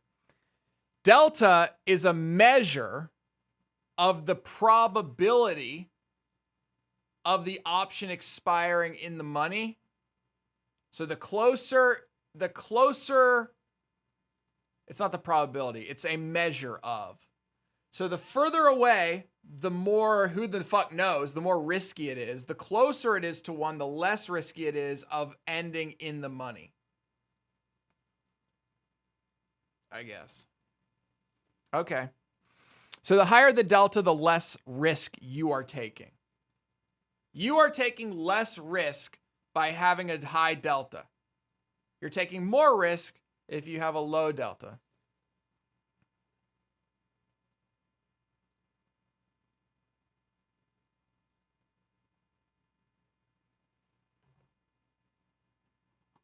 True or false? Boop.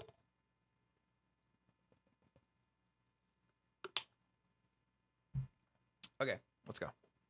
Option for $100, but you buy 2 out of the money options for $100. So those out of the money options are worth 50 cents each in premiums terms. Those 2 out of the money options are going to give you an overall higher delta. So in other words, if you buy a couple out of the money options, they're going to give you more leverage than a single in the money option that's worth the same in premium. So just kind of writing it out as an example here, you might have out of the money options.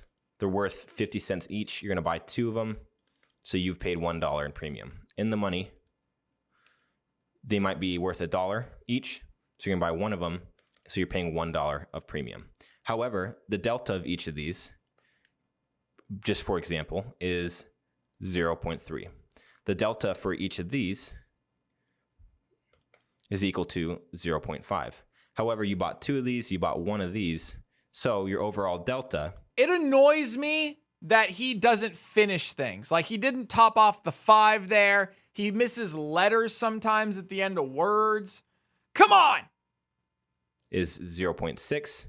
Your overall delta here is 0.5. So even though you paid okay, he doesn't cap out his 5s at all. Out of the money options, you're going to have more leverage than buying 1 out of the money. I'm pretty sure this is the sign of a murderer. If you write your 5s like this, I think you're a murderer. Option for the same price. However, time decay, which we're going to touch on here in a second, affects out of the money options much faster, and you're going to have a higher break even by expiration day. So they are you're less likely to, in the end of things, make money. They're a more risky bet. If you're right, you can win big, but if you're wrong, you're going to lose big and fast. Even if the stock just trades sideways, these two are going to melt away. So gamma, how much delta changes given a $1 move up or down in the underlying? And gamma will change as well. So, but we're not going to. Are all these just derivatives of each other? Theta is how much gamma moves with a $1 change in the underlying, which is how much delta moves with a $1 change in the underlying. So rho is how much vega moves. Vega is how much theta moves. Theta is how much gamma moves. Gamma is how much delta moves. Oh, we're going to find out, I guess. It's into that too much. Theta is how much you pay to play every day. So if this No, that is not what it is. All right, well, fuck. That answered that. Okay. Shit. All right. and it's negative. So that means as each day passes, you are losing 7 cents, or, you know, rounding up, 8 cents of premium every. What? Get out the Greeks. Theta minus 0.05. So by holding this contract, I lose $5 of value per day intrinsically. Just the value of it goes down by $5 a day. Obviously, I try to make that back up by the price of it going up by at least $5 a day. Right? Okay. Every day. And that is actually going to increase. So every day, because of that extrinsic value that evaporates off, that value that's based on time to maturity as a function of implied volatility, that premium is going to start evaporating off as time goes on. And you can see exactly how fast it evaporates off right here in theta. This is called theta decay. Wait. So if we go to this time, theta is definitely higher than here. And if we choose somewhere in the middle, theta is somewhere in the middle. Okay. It all makes sense. I won't remember it. So here's the difference, okay? There are things that you understand, and then there are things that you remember. I understand this. So you lose, in real terms, $7 every day, and this will ramp up in speed as you get closer to expiration. In fact, the curve of, if we could graph it out here, let's say you bought in here and this is the premium you paid, it's $2. Dude needs to like yeet half of this camera frame and it would be so much better. Why do we need to see this side of the what? And right here is expiration day. The value of your option is going to look something like this. Where initially, when you have a lot of time left to expiration, the theta decay is going to not have very much effect on the value of your option. It's going to, stay relatively flat, might bleed off a little bit. But as time gets closer and closer to expiration, it's going to really, really ramp up. And you can see, because the expiration of this I've always thought options were sketchy as fuck, and this isn't helping. I mean, there does seem to be a lot of wubba wubba going on here, right? It's like,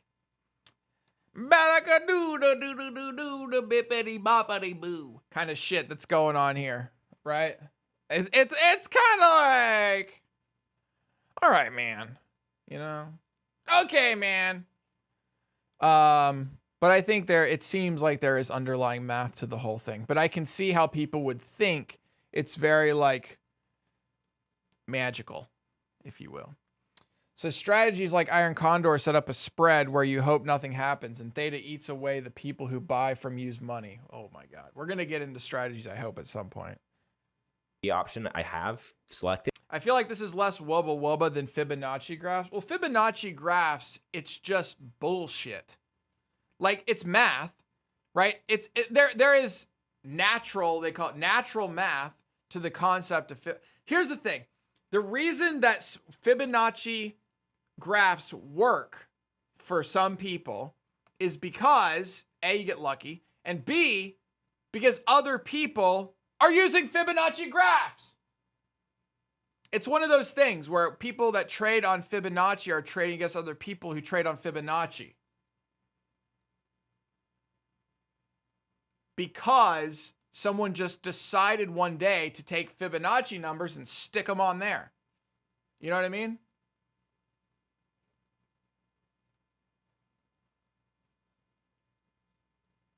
It expires in like a week.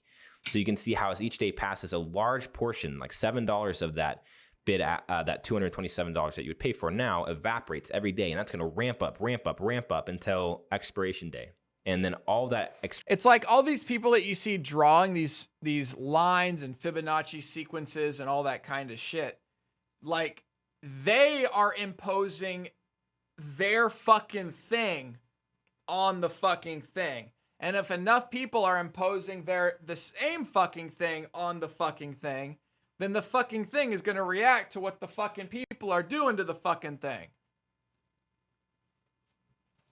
You know what I mean? I forgot to take my vitamin D pill. I like to take it in the morning.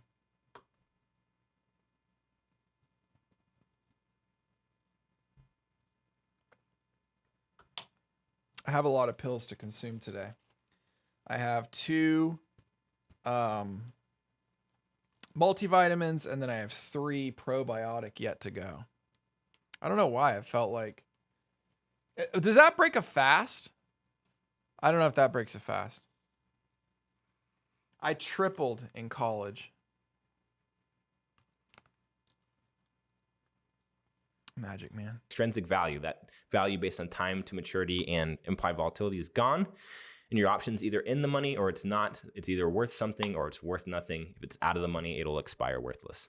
So keep that in mind. That's another reason you might buy an option that's further dated out, is because you're going to not be paying as much to play every day. It's going to be trickling out very slowly. So when you combine buying out of the money options with a near expiration, you are giving yourself a lot of leverage. They're very cheap, so you can buy a lot of them, and you're giving yourself a lot of leverage if things move big fast. But if they don't move big fast, all of a sudden you're going to be down a lot of money, because that extrinsic value, which is all that constitutes out of the money options, is going to evaporate very, very, very, very fast towards the end of its lifespan. Okay, so delta, how much the options premium changes given a $1 move up or down in the underlying stock. Yes. Gamma, how much delta changes giving that same $1 move. So delta changes. Theta, decay. How much value, extrinsic value you lose. You lose! You stole fizzy lifting drink! You lose! Hey, Charlie, want to go on my rocket ship? It's kind of a weird movie. By a factor of gamma. The more in the money, as with a call option, the more closer to 1 delta is going to be. The more out of the money, the closer to 0 it's going to be. With puts, you'll see that it's going to be -1 Don't and say 0, this. because with puts, you're going to be betting on the stock going down. So when you're betting on the stock going down, it's negatively correlated. So why are you trying to confuse me right now by talking about something you haven't even introduced yet? You know, if delta is Shut the fuck -0.5 for a put, that means that the stock Nobody goes down. cares. We don't care about these fucking things. You're here to confuse us, you stupid bitch. You are going to lose $50. So they're inversely correlated. Stock goes up. No, don't say that. Don't stop it. I'm going to fucking punch you in the cunt. So we'll touch on puts more in a minute. Once you get calls down, puts is easy. I promise you. Vega. Vega is how much your premium is going to change based on a 1% move in implied volatility. So hold up.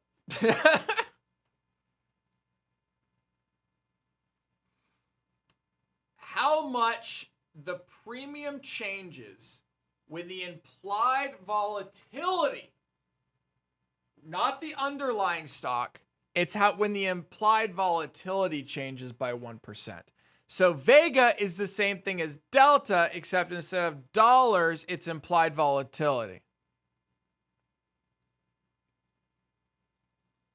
I feel like I would never use that. if implied volatility increases, you are going to make $4.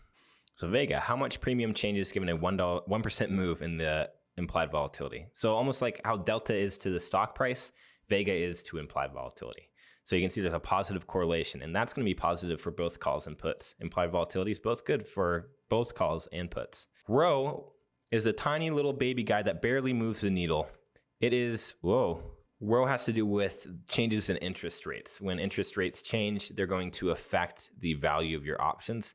Fair but enough. it's so insignificant and not worth enough. even bothering with that I'm not going to go into it. So don't worry about Rho. That's so fair these are the enough. questions.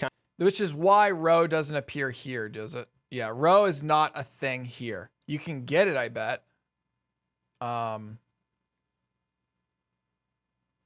Yeah, row, you can get it, but it doesn't make sense to appear here. So let's go through this again.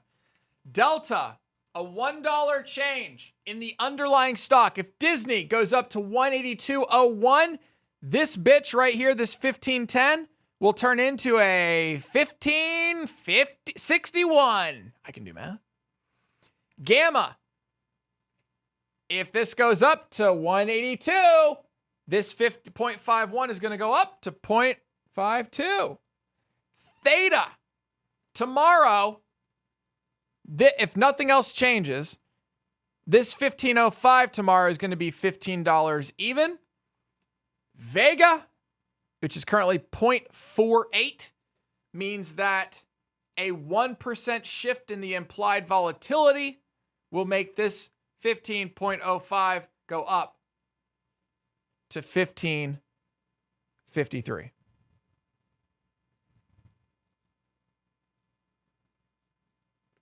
Okay.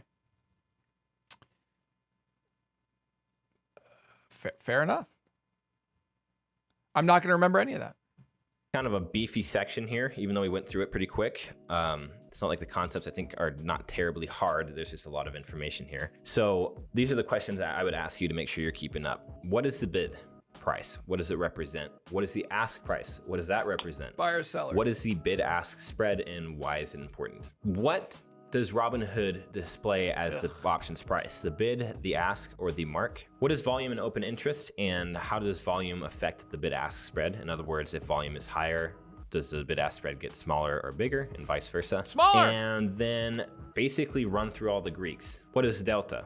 What is gamma? What is theta? And what is vega? All right? If you Vega's actually a star in the sky.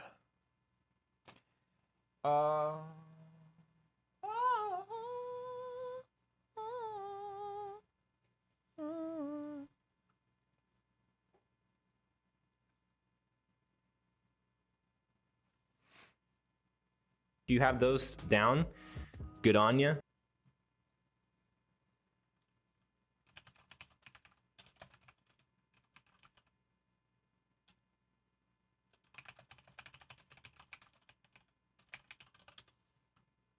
I'm proud of you. Let's move on to the next section.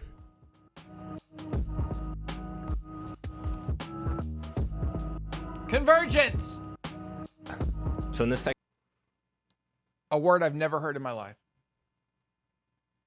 we're going to describe a lot of what we've already gone over, but in a visual kind of way.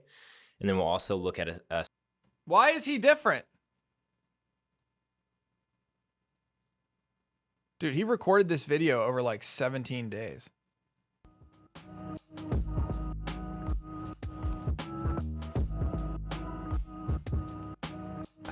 So in this section, we're going to describe a lot of what we've already gone over, but in a visual kind of way. And then we'll also look at a certain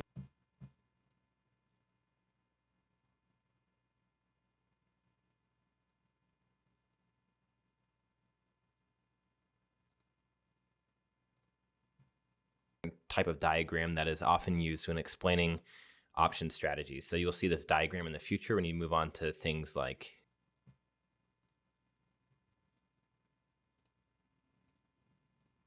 bull call spreads or credit spreads or whatever. You're going to see this diagram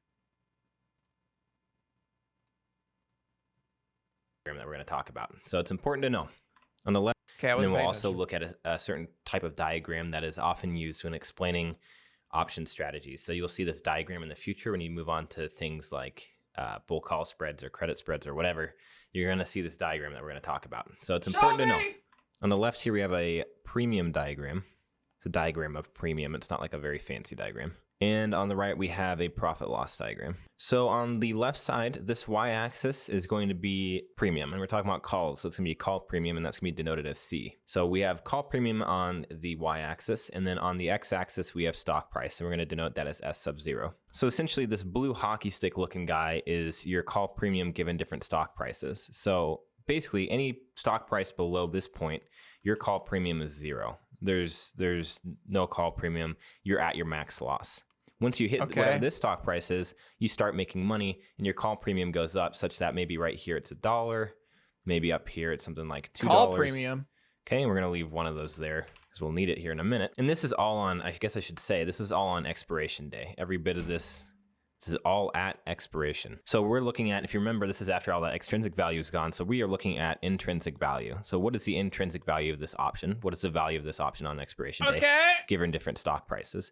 And on expiration day, if the stock price is below your strike price, that means your call is out of the money. You can't exercise it for a profit. It's worth nothing. It has no intrinsic value. It's out of the money. You exercise it, you lose money. So there is no intrinsic value. Makes sense.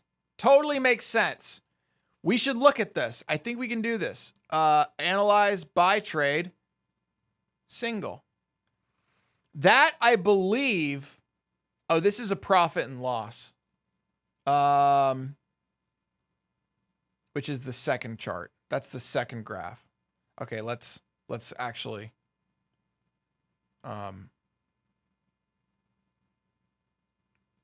get to the second graph. So when it's below your strike price, that means your call's out of the money. So it's going to be worth nothing on expiration day. There's no intrinsic value. So we're going to choose a strike. We'll say strike equals 20. So that means that this stock price right here is $20. And after that point, you start making money. And if we're talking about intrinsic value, we know exactly what the stock price would be when you're making $1 in premium. Is that true? Wait, what? Huh? This isn't true. Is this right?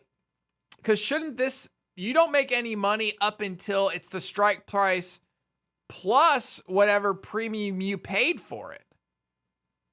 Oh, wait. That's what this... Okay. Hold on. 21. Because if you're $1 in the money, you exercise it, you would make $100. No, you don't, because you had to pay a premium for the fucking thing. So if you make $100 when you exercise it, that means that the call must be worth $1 in premiums terms. So we know exactly what the stock price is when the call option is worth $1 on expiration day. So this is all a lot of what we've been talking about, just kind of drawn out. But any day prior to this, and this is at expiration, remember, any day prior to this, it's not going to look like this hockey stick right here. It's going to look a lot different. So let's say maybe a few months back, the premium's going to look something like this. So that instead of it being worth $1 when it's at 21, when the stock price is at 21, it's going to be worth something like, we'll kind of estimate here, we'll say it's something like $4. We'll kind of scribble this out now, bring it up here. Yeah. The strike is 20. So there's all that extra value given to this call. Xavier, thank you for 51 months of support. I appreciate it. Option based on time to maturity and implied volatility. Whoa. And we call that extrinsic value. So the difference between these two is that extrinsic value, which is $3. So it has $1 of intrinsic value because that's what you can exercise it for. And it's now worth $4 at that stock price when it's 2 months earlier. So there must be $3 worth of value based on time to maturity and implied volatility. So basically, any of the area underneath this curve is extrinsic value. It is this value given to the option based on time to maturity and implied volatility, which will slowly decay off. So over time, as time passes and time goes on, this curve is not going to stay the same. It's going to slowly start shrinking down. So like maybe after another month, it's going to be right there. And you'll see that your call options value is going to decrease. So maybe now it's at 350. I'll get rid of that just to keep things nice and simple.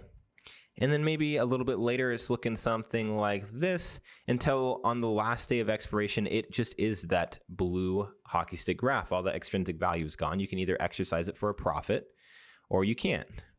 So this process of the options premium decaying away, the extrinsic value of the options premium decaying away until all that is left is intrinsic value, the blue hockey stick.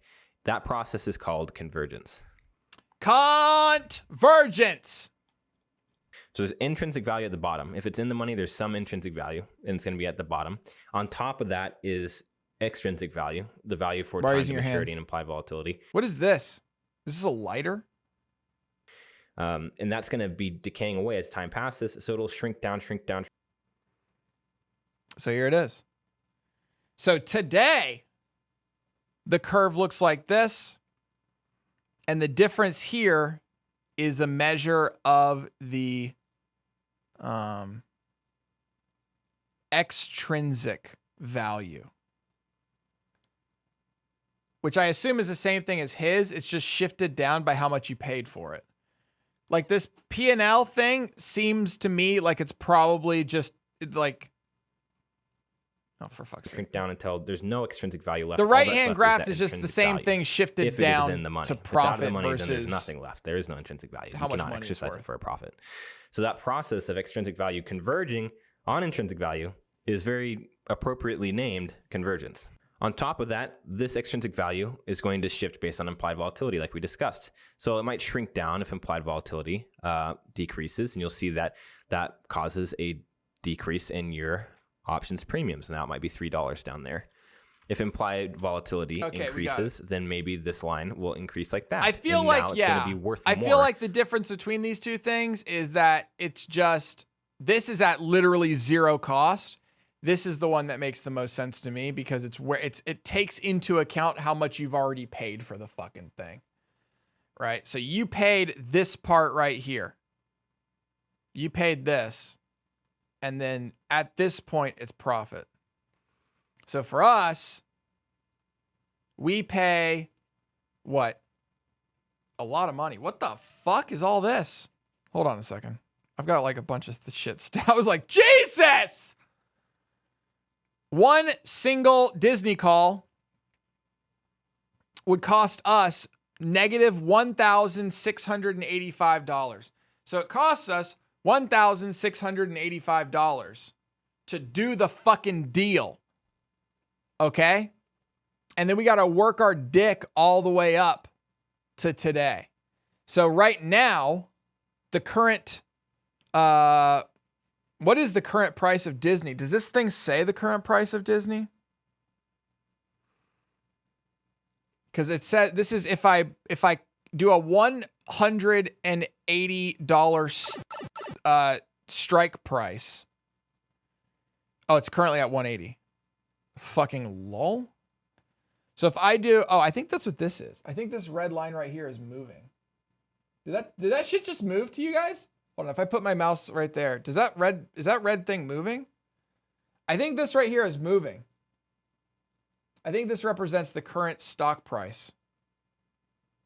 So basically, if I buy this right now, in order for me to be in the money at the end, I need to be over here. I need to be at 196.90 for me to be in the money at the end. And this is the fucking end.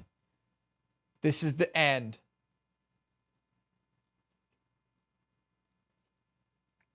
Right? I guess it makes sense to me. Than it would otherwise. So maybe it's worth something like $5. So that yellow line is going to bow in and out based on expansion and contraction of implied volatility, and it's going to shrink overall as time passes inwards until it becomes that blue hockey stick, and that process is called convergence.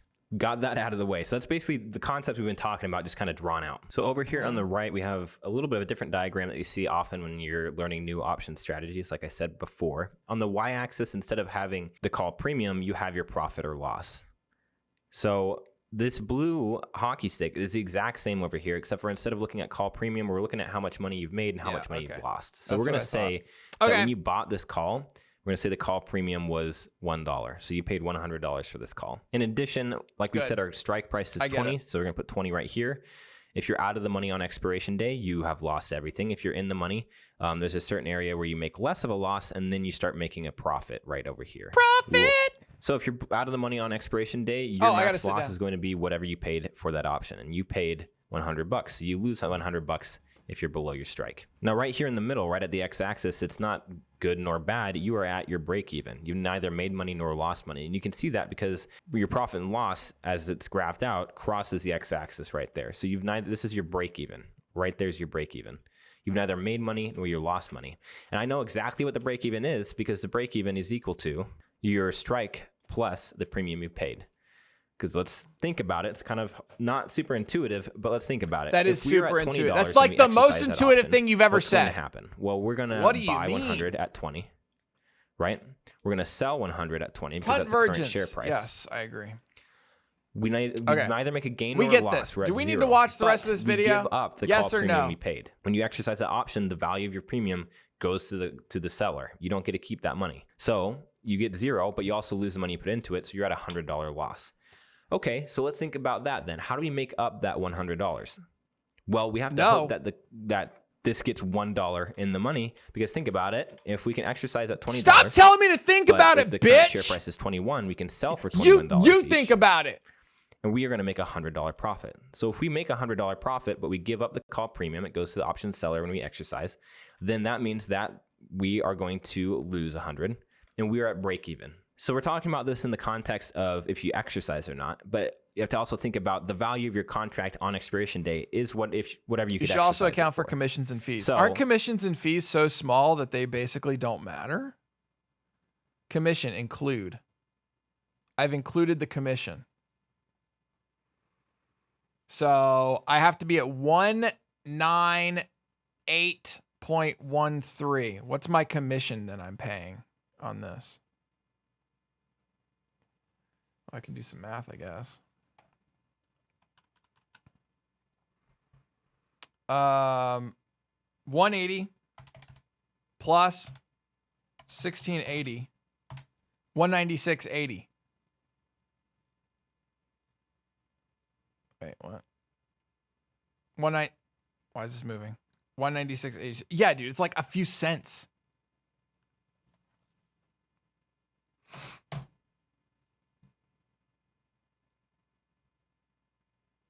Your break even right here at $21 that's going to be the value of your call contract. It's going to be how much you put into it. So if you paid $1 for this call contract at $21 on expiration day, that's your break even price. You are going to neither have made any money nor lost any money. You would sell it for just break even. You could also exercise it for break even. Why is there what's the music? point? You might as well just sell it. And this is where the math on expiration day is very easy. If the stock price is 22, we draw a line up here, we draw another line in over here, we've made $1 in premium. I guess I make it green, huh?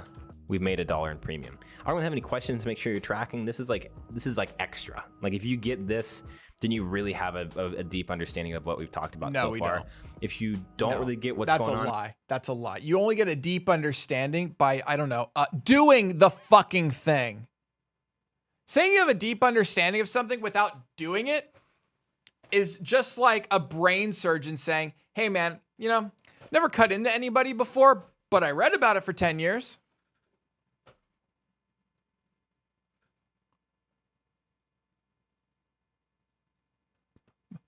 Motherfucker, what? Yeah. Okay. on here, but you have a more a practical conceptual understanding of what we talked about, that's totally fine too.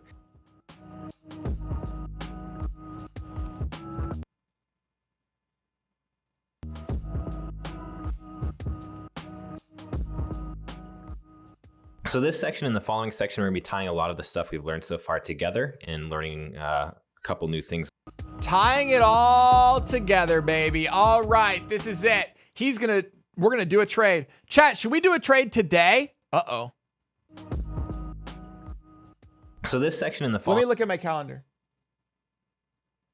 Okay, I do have to leave the stream 30 minutes early today. Throwing that out there. Section, we're gonna be tying a lot of the stuff we've learned so far together and learning a couple new things along the way. We're starting to move. Wait! Did I have that in my calendar? I did not. Hold on, let me put this in here.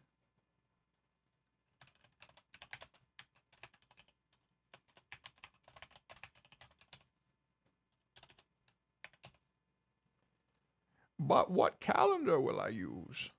Move into the area of putting the bigger picture together, putting everything together and see what it looks like on the big picture. Big and how picture. it looks like when you're actually trading Big these picture. things. Actually we're- trading. Big we're picture. Zooming out a little bit here. I'm what we're ready looking to at here zoom. is optionsprofitcalculator.com, which is where you We've can been there. like enter an options trade and see what your profit or loss would be given certain dates and different stock prices. So you'll kind of see what I'm talking about here when we put one together. So if you didn't catch me there, I clicked on long call because we're talking about calls here. So we're bullish on the underlying stock. We're going to do AMD again.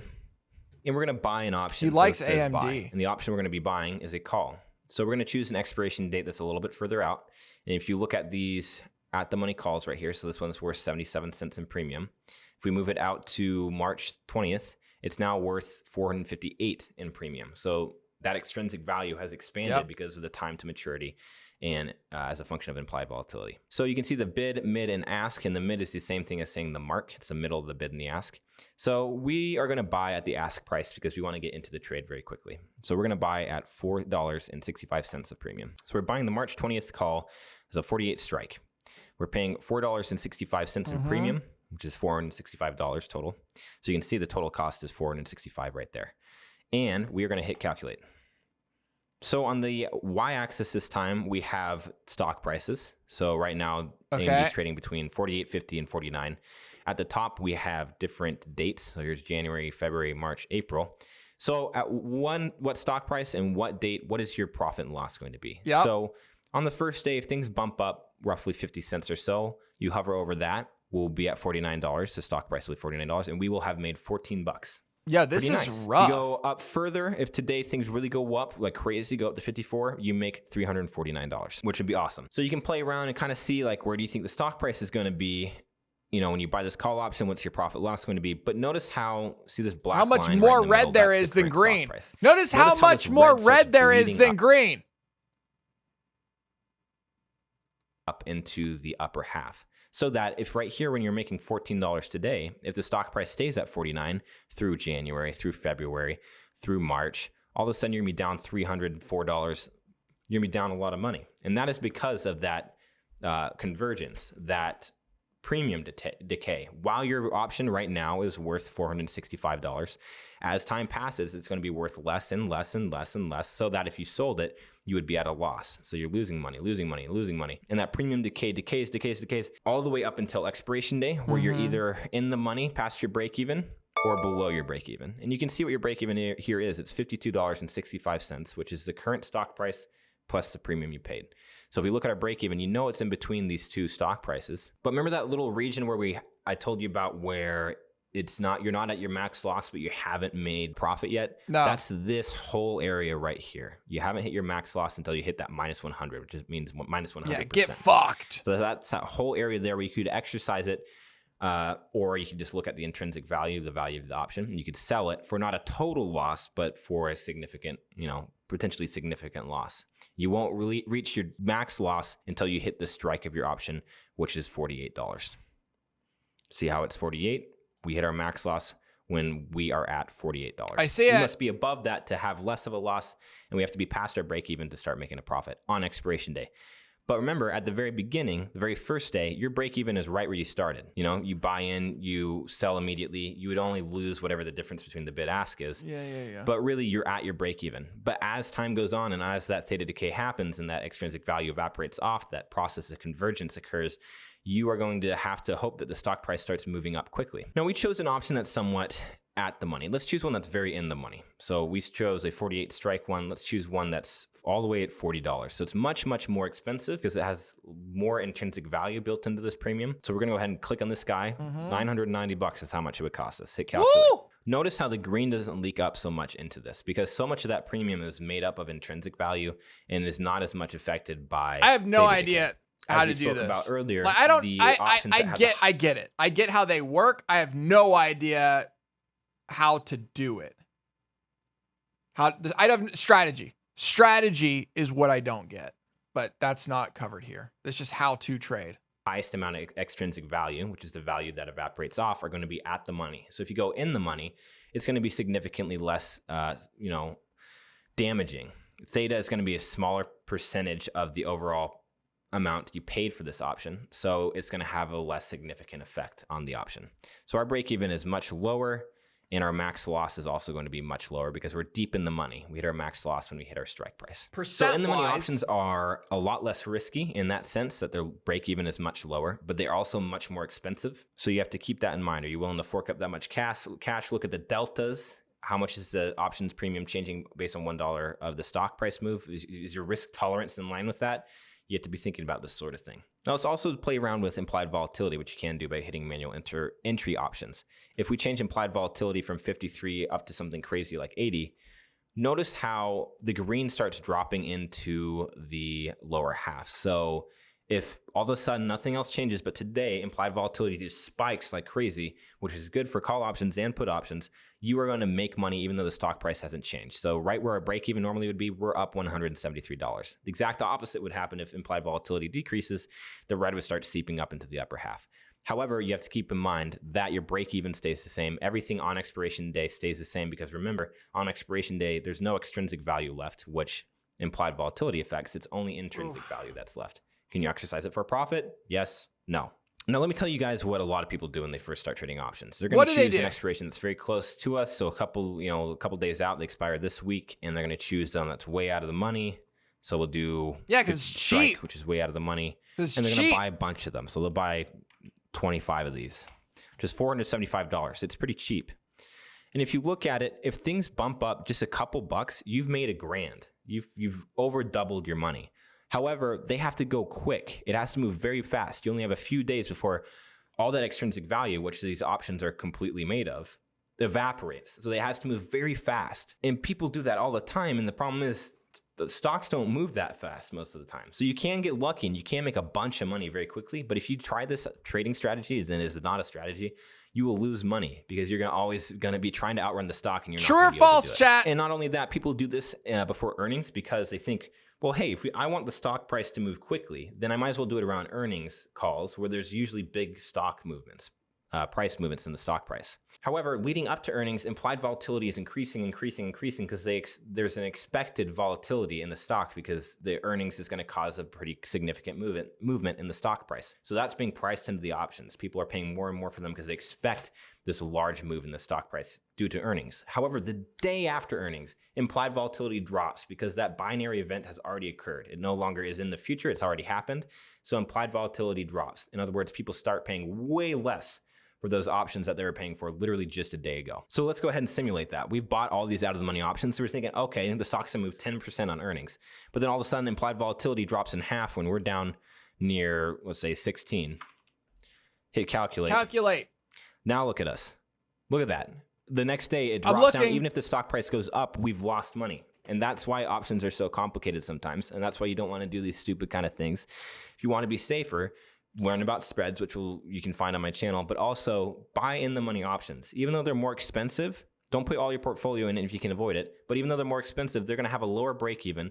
They're going to be less affected by theta. So time decay is not going to be as substantial. And overall, they're just going to have a higher probability of profit. All right, let's actually do a real trade here so you can see the whole process. Let's do SPY, which is the S&P 500 ETF. Talk about a bullish trend. So let's go ahead and look that one up. This ETF has insanely liquid options. So the bid ask is going to be pretty much always 1 cent wide, which is terrific. So we're going to buy it for a month out, roughly February 21st. What was that shit? Did you see that? And just be pretty much I think it's going up. Buy a call. Is this just tell you how to do it? always 1 cent wide, which is terrific. So we're going to buy it for a month out, roughly February 21st. And just because I don't have that much money free on this account, let's go ahead and tap on the 329 call and tap on its statistics. So we're looking at it. Bid ask is tight. It's 1 cent, which means we'd lose $1 getting in and out immediately, which we're about to do. Volume is, of course, high. You're going to use a day trade on it, bitch? What? He probably has more than 25K in there, right? Always high on this ETF. Delta is 48, so we make $48 if the stock goes up, 48 if it goes down. This ETF, I mean. So we're going to buy one contract, which is for 100 shares. You can see that underneath there. And the bid ask is 389 to 391. Let's go ahead and see. We can put it in for 390, which is the bid right now, and hope that the price of the option drops down so that 390 becomes the ask, which it just did. Lol. So let's go ahead and enter it. 390 is the premium we're paying, which is the ask. So we're going to get it filled immediately. The max cost is $390. Hit review, swipe it up. Order received. We'll wait a second, see if it gets filled. And it got filled. Look at that. So if we go back to our home menu, you can see this option is going to pop up here, hopefully. Wait. No, he doesn't. He only has $1,000. Wait, you're trusting a dude who has $1,000?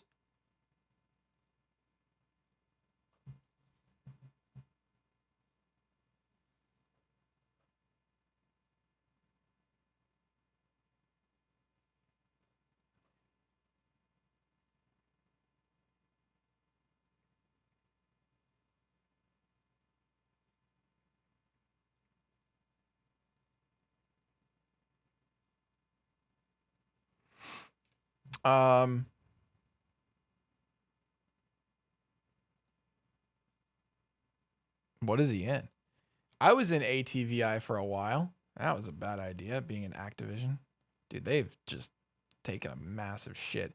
In Visa, in PayPal. What is IMGN? Imagine Dragons? Menu, you can see this option is going to pop up here, hopefully in a second. There it is. All right, a SPY call has popped up. And we have not made money. We have not lost money yet. It's just at $0 as a total return. And you can see what the last price was. It was $3.90. How much money I put into it, $3.88. Now if we go to total return, we're down $2 already. So let's say, you know what, I'm having a change of heart. Let's go ahead and sell, and we want out as fast as possible. Well, we can tap on that call, hit trade, hit sell, and we're going to sell one of them. And we have to sell near the bid price, or we have to hope that it pops up. The price pops up a little bit. So it's dropping a little bit. So let's go ahead and sell it. So I'm not spending too much money on this example. So let's do $3.84. I think that's fine. And we'll send it off. So that's not super near the bid, but it's not exactly the bid, but it was close enough to the bid that someone either met me there or the price changed enough so that it became the bid price. So there you go. We went in and we went out, and I think we're down like $6, you know, whatever is worth it for this example. So that's what you're going to do when you buy options. That's kind of what it feels like to buy and sell options. And that's basically it. You take a look on options profit calculator, take a look where you think the stock price would be if it goes up or if it goes down. Are you comfortable with your risk and you think you'll make a good enough profit? No. Then great, go for it. Go on. I'm not comfortable with this. Buy near the ask or at the I'm mid not or comfortable above. with this. Or if you want the stock price to move down to you a little bit, you can enter a price that's a lot lower than the bid-ask spread and hope that spread moves down over time and that you get filled. But because options provide you with so much leverage, I definitely want you to check out my videos on vertical spreads, which I will put in the description below as well. I've never traded leverage options. isn't always a good thing because you can lever yourself straight into the center of the earth. At this point, I'm hoping that you have your brain wrapped around calls for the most part. And if you, at this point, have any questions about calls, you should ask me in the comments below. We're going to go on to puts really quick. Not a whole lot is different. The only difference is you're betting on the stock going down as compared to going up, really. There's a few other tweaks. But once you have calls down and you have it down pat, then puts are just going to come like a breeze. I think we do calls first.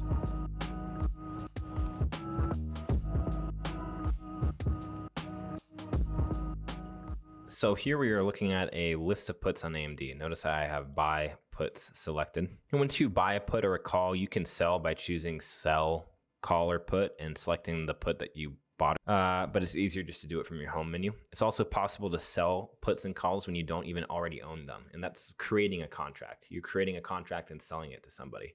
But that's a whole nother deal, and you have to have quite a bit of money in your account to do that. But it is part of doing spreads where you actually don't need that much money in your account. So check out those videos that I have. They'll make you a better trader, and you'll make more money if you learn them. So we have buy put selected. We're looking at 4 puts here. 1, 2, 3, 4. Notice the similar. Do you guys only use spreads? Similarities. They do have strike prices 50, 49, 48, 47. The only difference is, if you remember, calls give you the right but not the obligation to buy 100 shares at the strike price. The only difference is with puts. Let me write that out actually. So this is for calls. They give you the right to buy 100 shares at the strike price. But for puts, this gives you the right to sell 100 shares at the strike price. Now you could own these shares already, or you may not own those shares already. So let's take a look at a put here. So we are going to take a look at this 50 strike put. And remember, the current share price is down here at 48.42.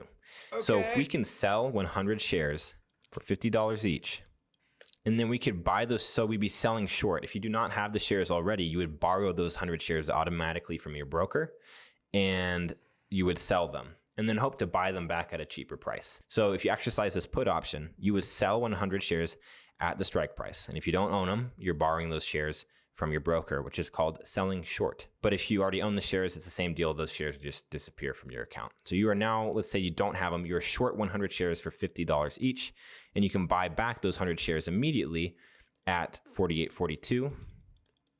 Since you sold at a higher price, so you received a lot of money, and then you bought back for less than you received, you're going to keep some of that money. So that's a good thing. And the money you're going to keep is going to be the difference between these two times 100, which is what? $1.58. Yes. Remember, that's in premiums terms, so you actually make $158. So in that sense, these. How does he has 2 different 5s? It's a little different than before. These ones are in the money. This is still at the money. These guys are out of the money. So it's just flipped. When you're in the money, you hope the stock price is going down. It's below your current strike price. You're out of the money to stock price goes up. So it's just flipped. Right. You're betting on the stock price. Are we ready to going figure down. this shit You out? still see, if you look at the options Greeks, that theta will be negative. You'll see that delta will be negative. Remember, for calls, theta is also negative. For calls, delta is not negative. It's positively correlated because with a call, you're betting on the stock going up. So He's as writing the on his stock own goes up, face. the premium increases. So that's a positive correlation. With puts, when the stock goes up, your premium decreases. So it's a negative correlation, and vice versa. Besides really those two factors, calls and puts operate very much in the same way. It's just betting on the opposite direction. And one other small difference that's worth noting is that their break even is below their strike price because you're betting on the stock price going down. Yeah, no so shit. instead of your break even being strike plus your call premium, it's going to be strike minus your put premium. Because if you think about it, when you exercise, you're giving up that premium that you paid, and you better hope the stock price has gone down enough to make up for that loss of your premium that you paid when you exercise. So with puts, just think of it. It's the same as calls. Only difference is you're betting on the stock going down. Thank you for coming along on the ride with me. You definitely, if you made it this far, God bless you. You are a soldier. Check it out, dude. God is not blessing me. Are you kidding me right now? We've made it like through, this candle was brand new. We made it like, it started up there. We made it almost, half of the way, 3/4 of the way through candle. So good on you. I'm proud of you. I love you. Catch you guys later. You don't love me. Oh my God, he has a Patreon. How much money is he making?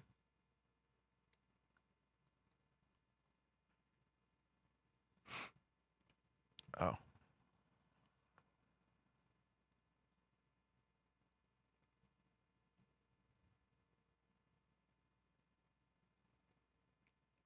Wow. Okay. Sign up for Robinhood and get a free stock like Visa, Microsoft, or Apple. New version of this video for Webull. Part 2. What? Welcome to part 2 of trading options. He got a new house.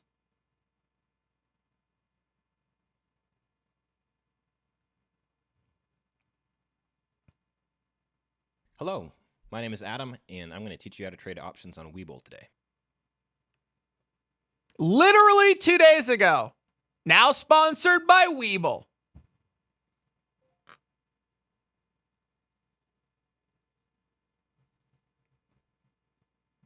Or is it just that he's trying to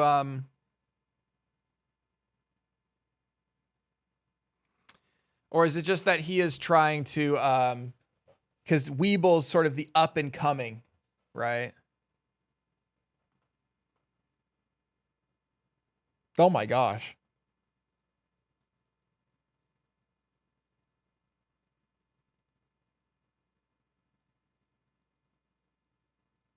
Okay. I'm not watching this. Now, you might learn that even though you can exercise call options, Yo, he got like older and looks like Adam Savage's son. and that's what drives the value behind call options, the vast majority of cases. New microphone, new setup, new everything.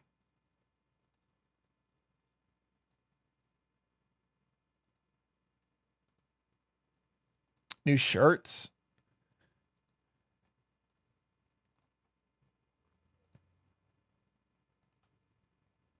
Real trades. And that's something that you have to consider too, is that if the stock, generally, I would just wait and see if I get a fill over the next 10, 15 minutes. But to save us time, let's move the price up a little bit. So if I tap on open orders at the bottom, then tap on the Microsoft. Okay. Buy in the money merchandise. Chicken fried tendies. What? All right.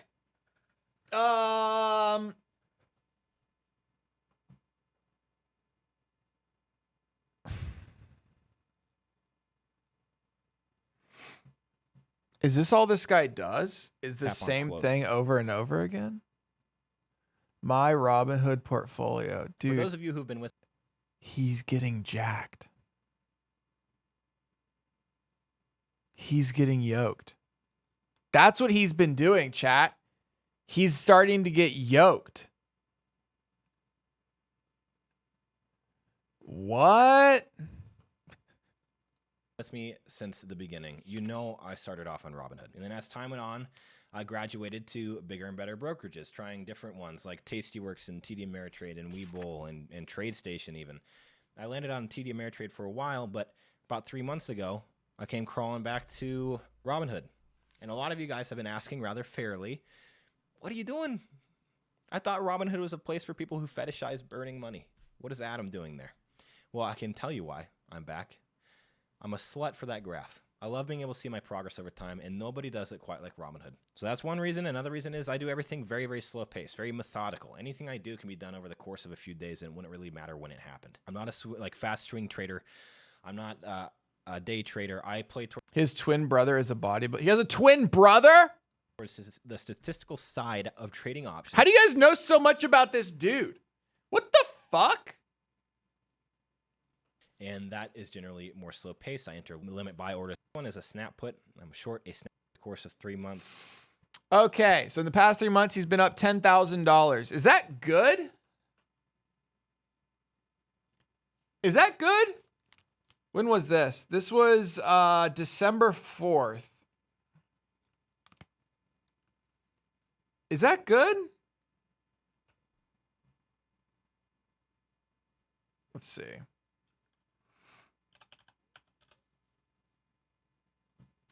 Portfolio visualizer, back test, month to month, 2020. It would have been September through November.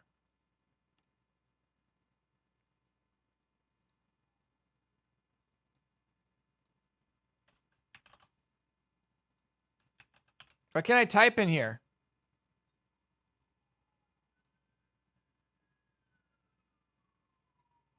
Hello? Stock market. Oh, wait. Can I not pick a fucking thing? Wait, what? Does it not let you like... Oh, I did... Oh, I'm not even going to look at chat. I clicked the wrong fucking thing, okay? I clicked the wrong fucking thing, okay?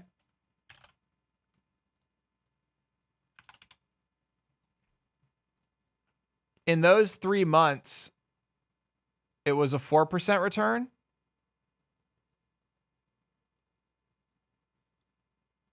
That's not bad then, right? He's a mod of small street bets. So he pays very management options and doesn't take 100% return rates. What the fuck is small street bets? He made me lose all my money. 4% per month average. Oh, wait. Oh, wait, what?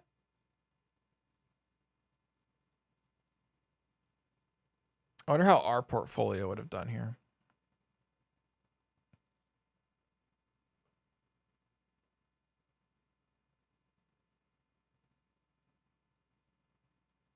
So he beat SPY by 3x. He 3x SPY.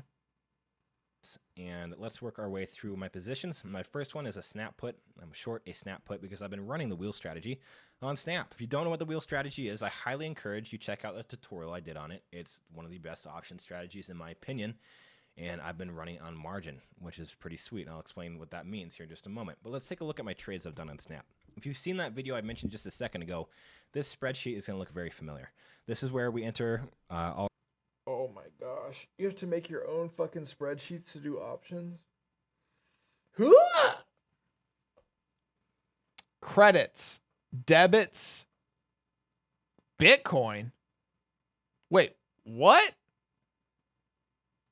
All our credits and debits so we can see our adjusted cost basis and our running profit and loss. So I started running the wheel strategy on October 15th, which is about a month and a half ago.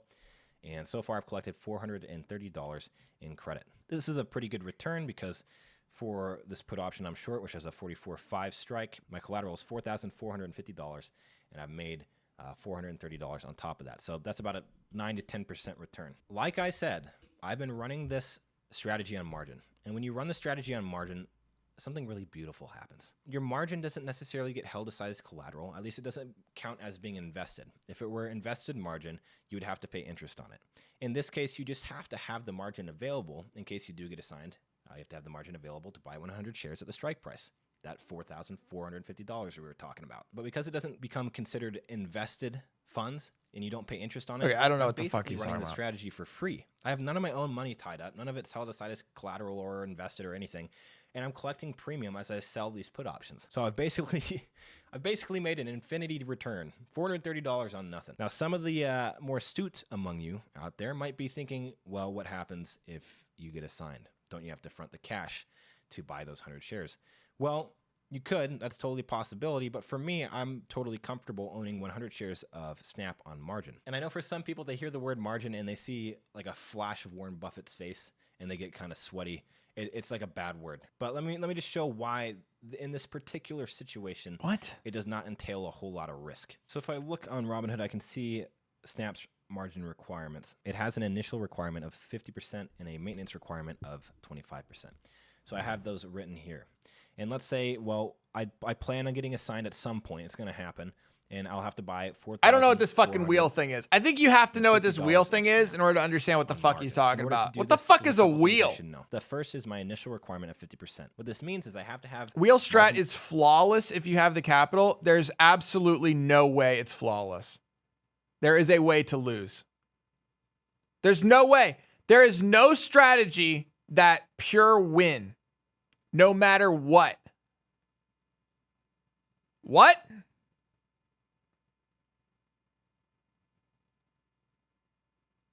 A wheel is something used on vehicles and many other things. Thank you, Anders, for keeping us grounded.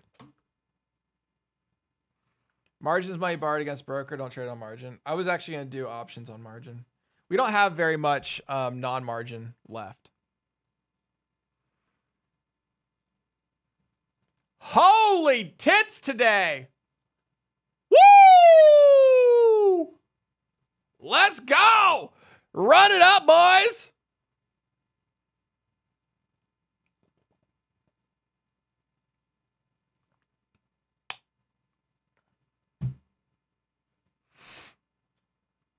Well, that's totally possible. He could get fucked and it's not understanding the total risk or is minimizing risk intensely justifies that. There's no fucking way something is a 100% guarantee. There's no fucking way. Literally no fucking way.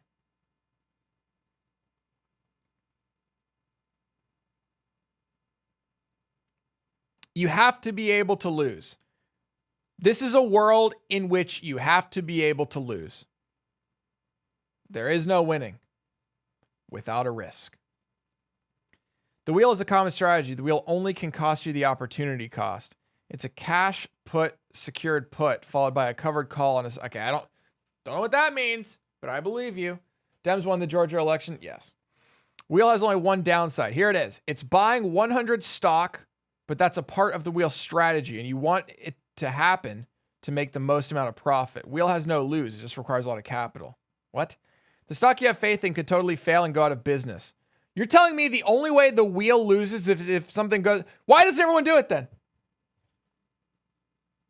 Why does everyone do it? If you literally can't lose, why does everyone do it? That's impossible. You have to be able to lose. I have to pee so goddamn bad.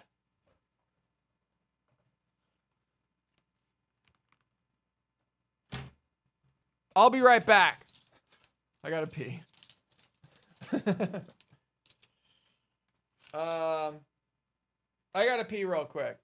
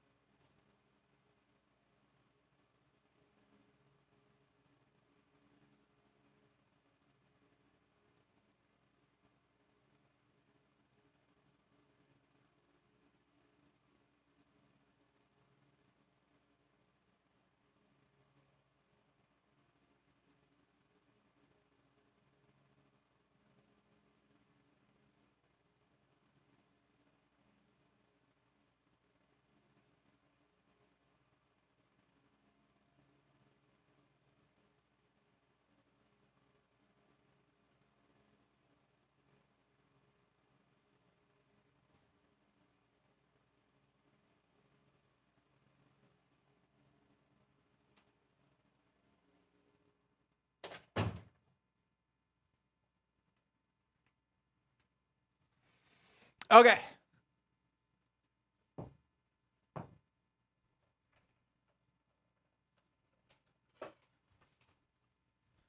It requires you to buy 100 times the stock. Can you buy 100 Tesla? With this account, no, I cannot. Don't you wheel, bro? What?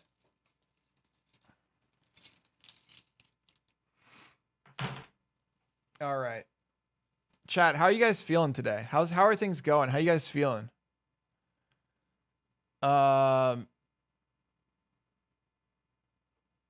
What's up?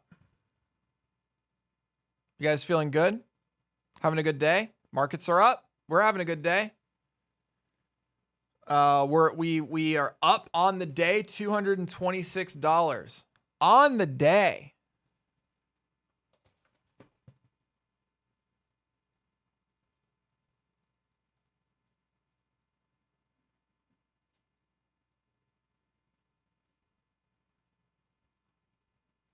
I'm cold as fuck.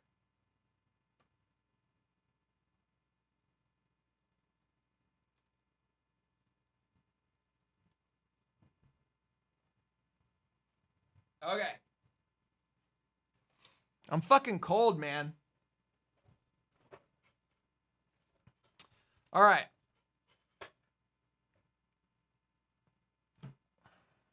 This program is called Think or Swim.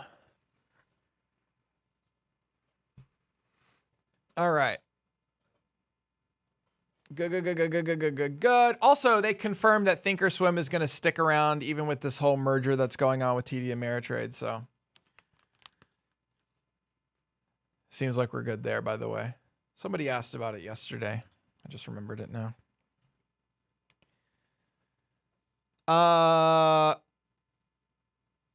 Goddamn, Cloud is just not doing well. But I believe in it.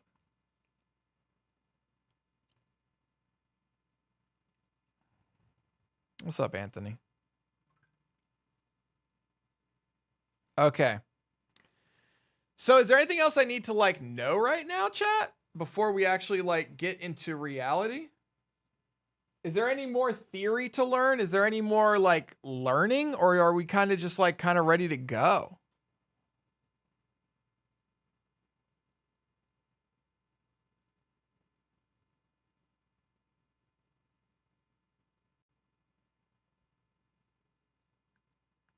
How would I lose money when I have like all of you? Don't you guys know what the fuck you're doing?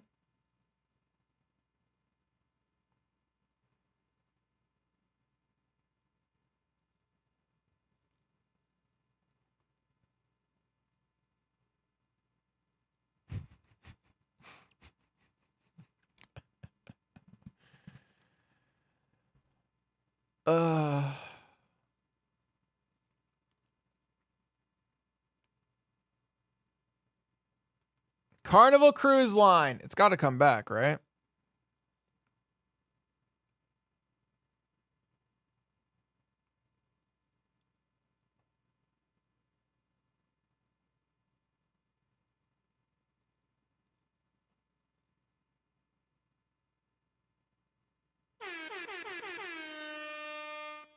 BECC 7 by 76.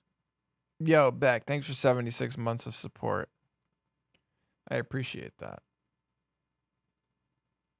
Thank you.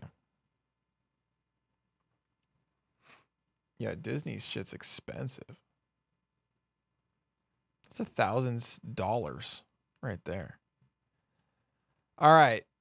I feel like we should learn some strats. Or cash in my account that is equal to 50%. Shut up. 50% of the funds of buyers in January.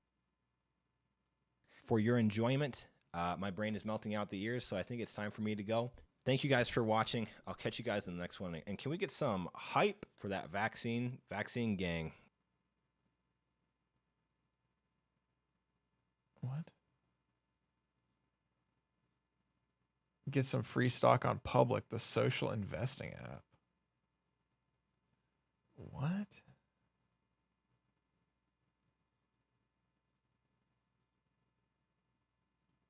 no.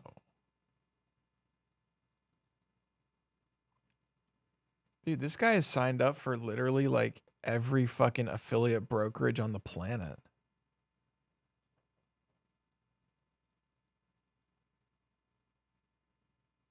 What?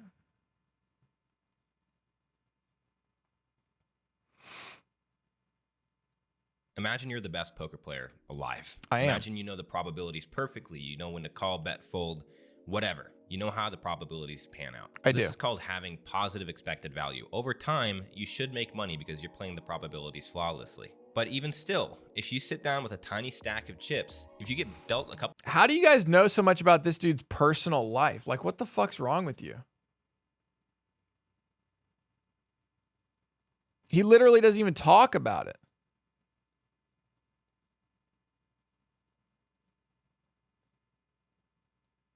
bad hands in a row, you could be out of there. You can go bust just by having a couple bad beats. It's the same deal with trading. If you sit down and you have a little tiny baby account, you're gonna need a little luck to get by.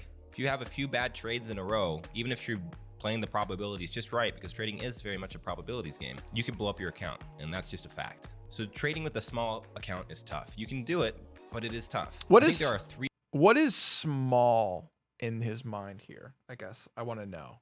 ways that people tend to approach trading with a small account. What is And small? in my opinion, some Define small, you cunt. more better than others, but we're gonna cover all three of them.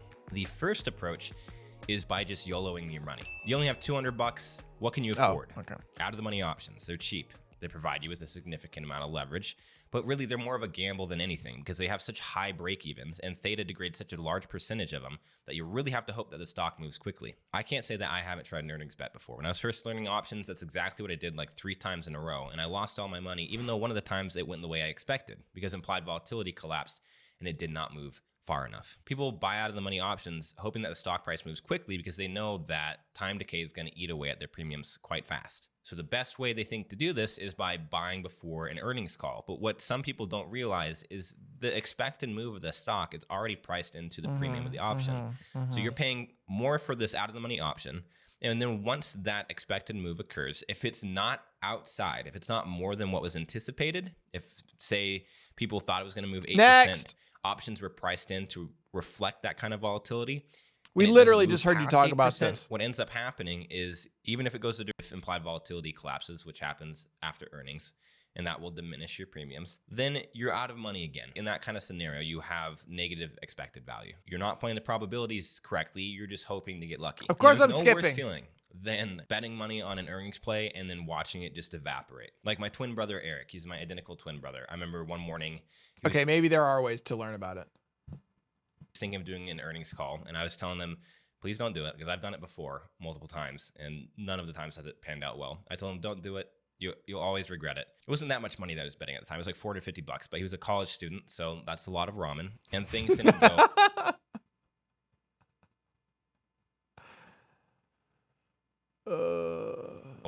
the direction True. you planned. And it's not just a coin flip, it's a weighted coin flip because even if it goes the direction you anticipated, if implied volatility collapses too much, you're still going to lose money. You know, don't take my word for it. Let me get him and actually let him tell you how he felt. What? Tell him how you felt. Tell him how you felt. Feel good or bad? It felt horrible. There you go. Thank you. Bye-bye. Awful. If you're trying to take it seriously and you want to actually stay in the game for They're not. That's the same guy. He's trying to pull the fucking Parent Trap thing. They weren't both on camera at the same time. That's the same fucking dude. You know what I'm saying?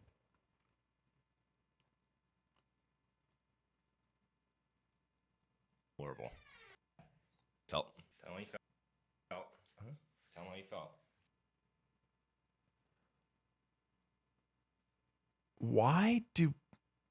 Is that normal, chat?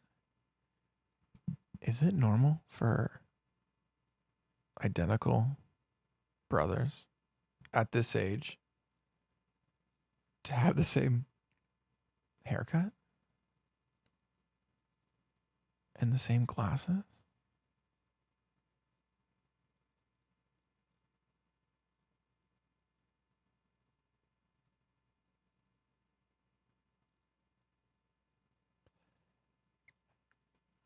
They're fucking.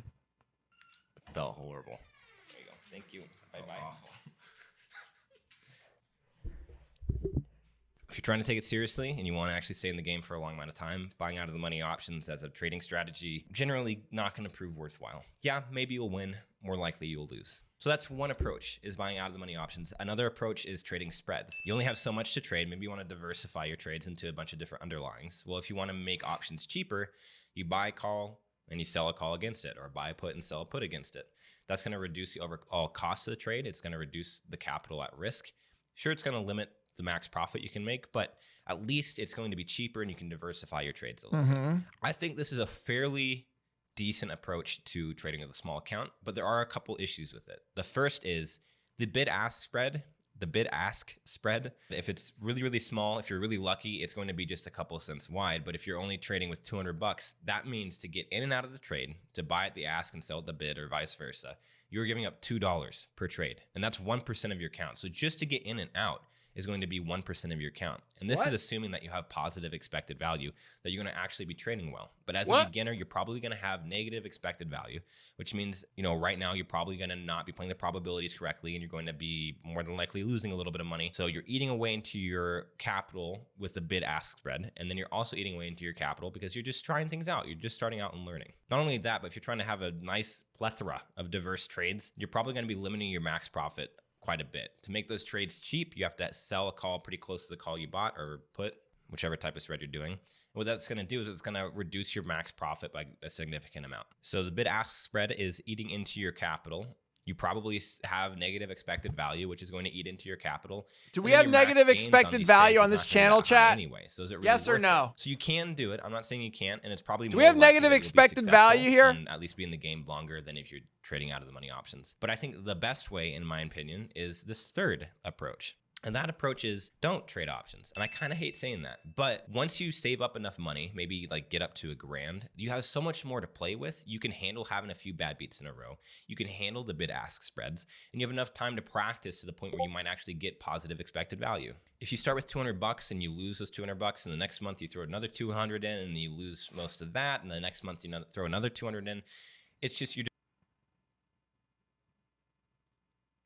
just restart. If you start with $200 and you have enough, you have so much more to play with. You can handle having a few bad beats in a row. You can handle the bid-ask spreads, and you have enough time to practice to the point where you might actually get positive. Why would he do this to us?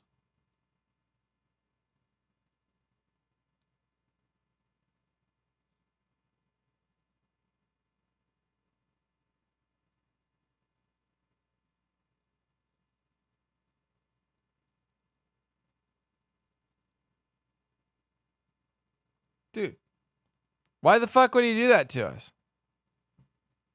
Positive expected. You can handle the bid-ask spreads, and you have enough time to practice to the point where you might actually get positive expected value. If you start with $200 and you lose those $200, and the next month you throw another 200 in and you lose most of that, and the next month you throw another 200 in, it's just you're just restarting every month. You want to have a nice juicy amount of capital to play with. Juicy. So what I would suggest is just throw $200 in your brokerage account.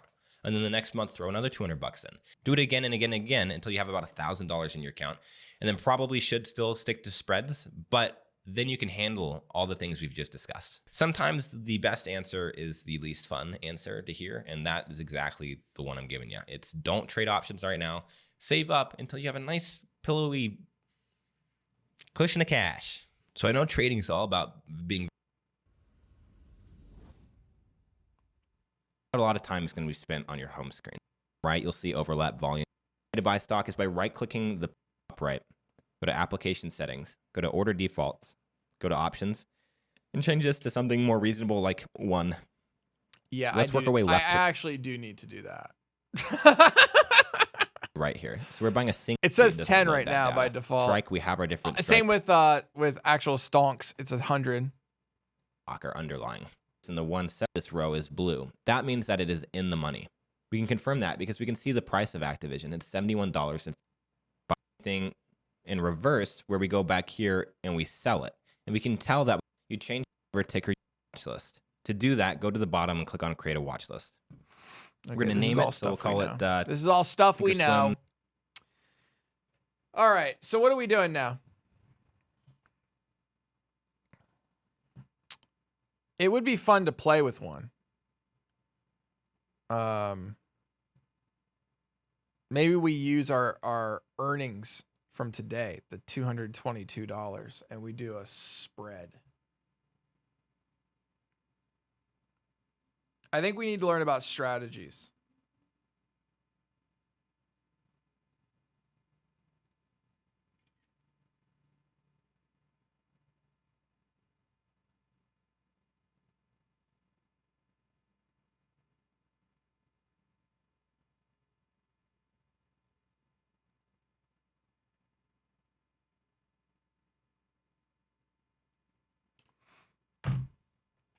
GameStop calls.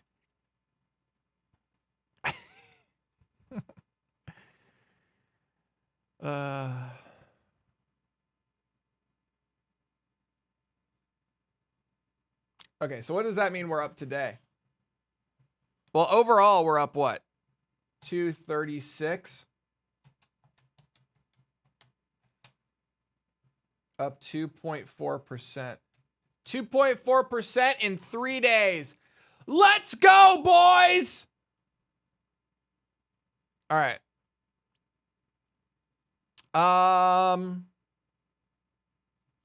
Strategies. Oh! I don't care about that. I really don't care about that. Do I care about this? We've learned all this. There are no resources and there are no questions. Nobody asks questions. Who made this fucking thing?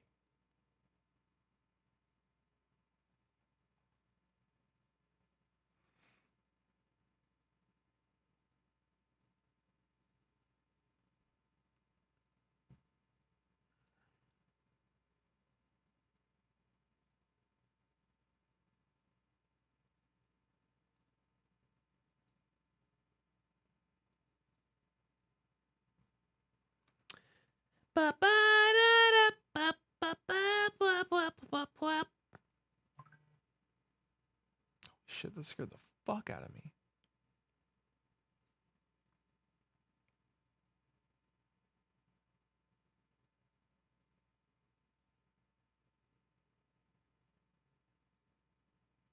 Okay.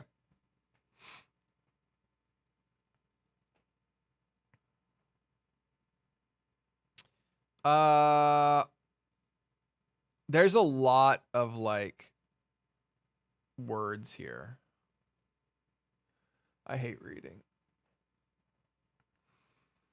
A cash secured put is a strategy where you are looking to purchase shares of a particular stock already, but you want to make a little extra money via option contract premiums while you wait for the price of the stock to drop to your desired purchase price.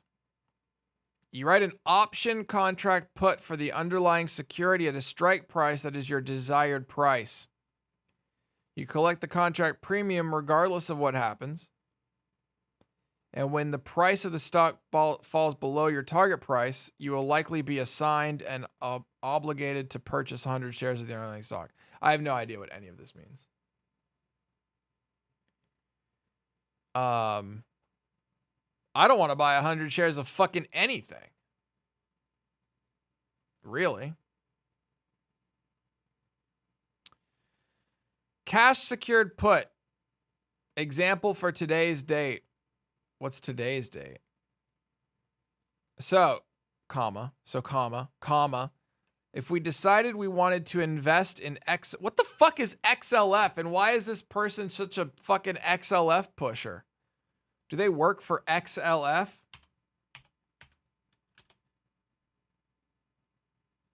It's the financial spider.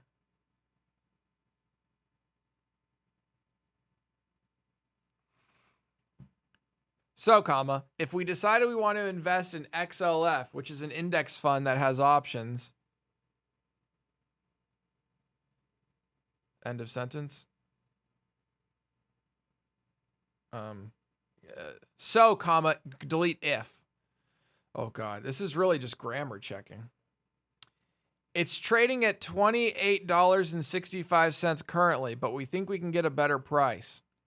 So we write a put contract for so we sell a put contract for a strike price of $27 that expires on January 15th. We would receive a contract premium of $44 right now that goes into our account. And we would need to have on reserve $2,700, which can be covered by margin. If the price of XLF falls below $27, we will likely be assigned, which I assume means, I'm not sure what that means. And we would be obligated to buy 100 shares of XLF for a total of $2,700, also keeping the $44 contract premium from before. If the price doesn't drop below $27, we'll just keep the 44 and nothing else happens. So we will either buy our 100 shares at a price of $27, which is what we're trying to do anyway, or nothing happens. And we make about 1.6% on that 2,700 in 5 weeks. What the fuck is 1.6%? What do you mean? What? If nothing happened, we're free to make our next move with our $5,044. Where are you getting these fucking numbers from? So even if nothing happened and we were just collected contract fees at about the same rate, it would be an annualized return of about 17%. I have no fucking idea what that means. 1.6% is the $44 of what? What? 44 divided by that is $2,750.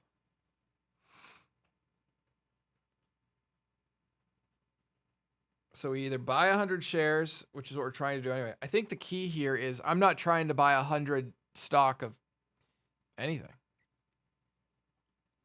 I guess.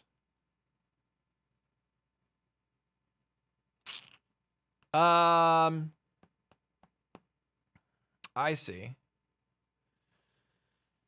So in theory, we could have done cash secured puts.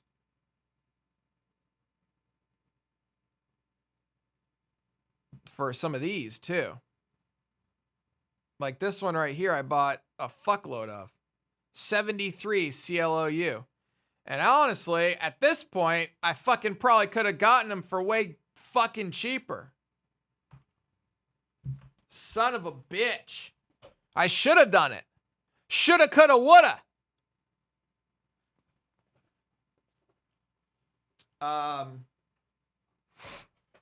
Okay, I mean, that's an interesting strategy of how to use options to sort of... Basically, rather than us going here into the chart and me just picking a price and putting a limit order at that price to buy,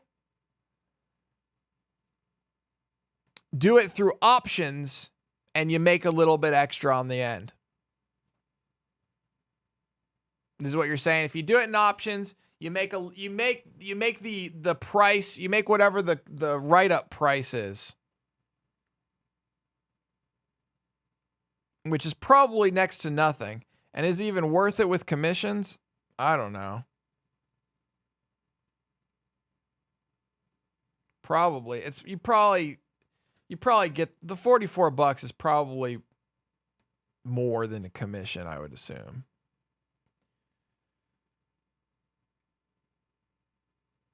Call spread credit. I think this is what we want to do first. I think these are words I've heard, right?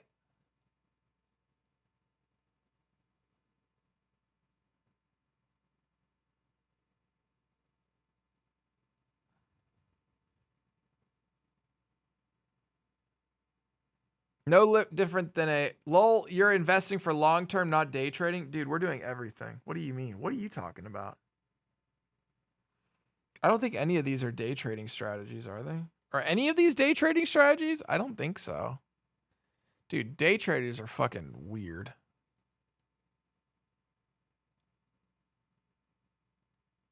Covered calls are the trading cheat code. What?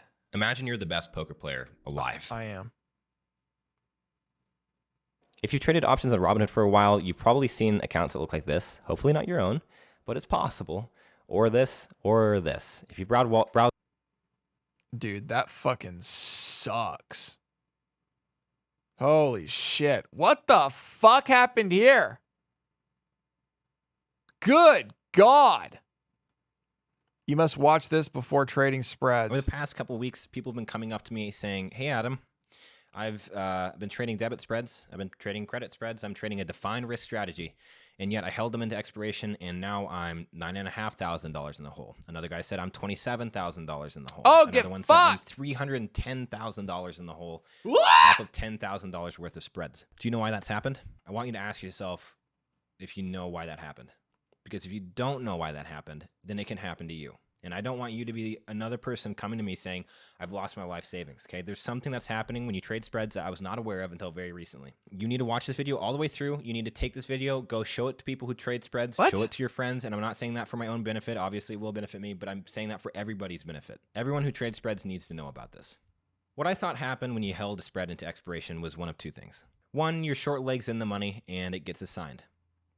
To counteract this assignment and to manage your risk, your long leg is automatically exercised by your brokerage. In the case of a call spread, your short leg is going to be a call, so your counterparty exercises because it's in the money. And since they exercise, they're buying 100 shares from you. So you have to sell 100 shares to your counterparty at the strike. For your long leg, it automatically exercises, so you buy 100 shares at the strike.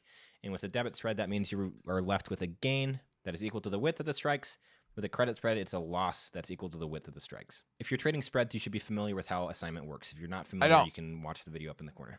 So that's one option. Another option I thought that could happen is your spread expires out of the money. With a debit spread, you lose whatever you paid for the trade. With a credit spread, which is the opposite of a debit spread, you gain whatever was given to you. Are they all different microphones? Collect all the premium. I think this was the same mic. You just put a That's thing what I on thought it. happened. Maybe not. Thought no matter what, those are the only two options. But boy, was I wrong. There's a third option. The third option is your short leg expires in the money. Your counterparty's brokerage starts automatically exercising it to prevent it from expiring worthless. And to protect you from this assignment, because your counterparty's exercising, you're going to be assigned. To protect you from this assignment, your long leg starts the exercising process. Very normal. So far, so good. However, after hours, the underlying stock moves so much that it pushes your short leg out of the money. At that point, your counterparty messages a brokerage, and they say, I don't want to exercise anymore. I'd rather just buy 100 shares at the current stock price. It's cheaper if it's a call, for example. So they cancel exercising their option, which means your assignment is canceled. However, over here, your long leg does not cancel. And you can't even see what's happening over here. You have no idea, but your long leg does not cancel. So your brokerage is still going to exercise this option, even though, unbeknownst to you, your short leg's assignment has been canceled. And that's what happens. Your assignment's canceled. Let's say you have a call over here. I don't know enough. I don't know enough to. This doesn't matter to me yet because I don't know any strategies. Okay, I understand this simple strategy. There's nothing I fucking want. Wait, not this one. These. I don't want anything. I thought the whole point of options was like you're trading, like you guys were all about, don't worry about the end. You're always going to get out before the end. Fuck the end. All that shit. You're worrying about whether the option's going up or down. Right? So I guess what's a good stock for optioning? Should we just do SPY? Seems like a bad idea.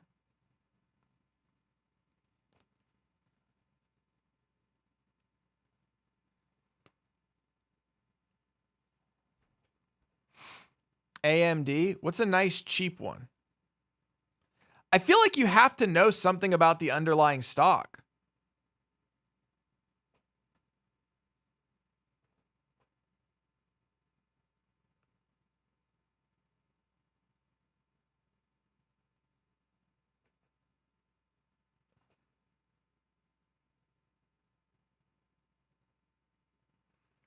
I wouldn't even think of options if you barely know how to select a stock. I'm not selecting stocks. I like my ETFs, man. ETFs are nice. But the only way we learn about what to do, I guess, here's the thing. I can't think of a single company. Oh, here we go. Ready for this? You ready for this? You ready for this? I can't think of a single company I believe in enough that I want to buy their individual stocks. There you go.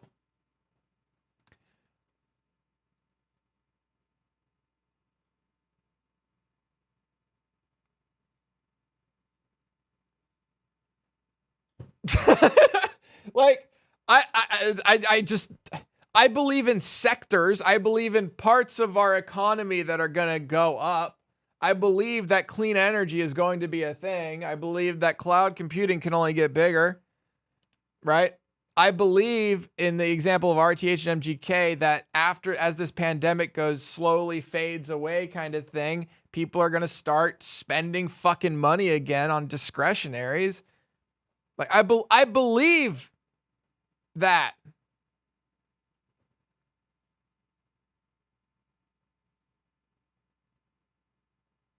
The end.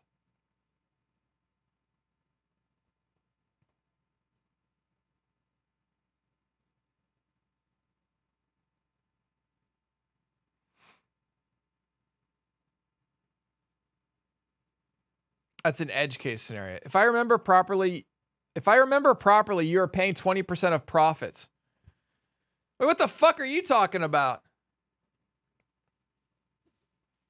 Have you seen the clean energy ETF? It only goes up. I know. It's literally what's holding us up right now. Dude, it's literally what's holding us up right now. Do-do-do.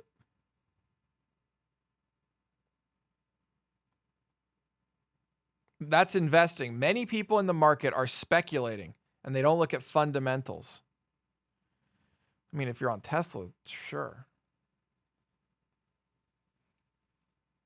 Sev doesn't believe in Canadian Boat Company. What? I just don't believe in any individual shit. Should I? Maybe I'm just very risk averse. Maybe I need to take more risks. Maybe I need to believe in things. Fuck, I have therapy, by the way, in 2 hours. This is going to come up in therapy.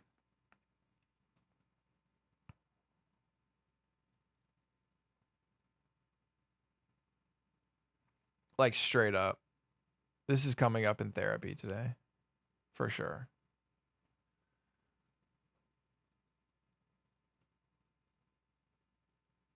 This is the whole, remember we talked about, this is the whole, like, I'm really bad at getting angry, but then on the flip side, I'm really bad at being, like, super ecstatic. I'm too, what is the opposite of, like, a calmer downer? Like, I need more extremes. I'm too flatline. I'm too level up here. I don't go far enough to an extreme. Apparently it's a bad thing. So, what pill can I take for that?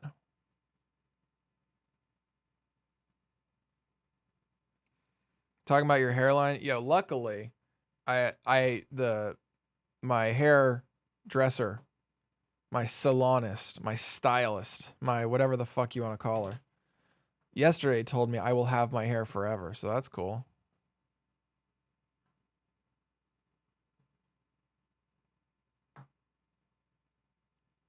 Join the Stock Guys Discord. People will help you out there.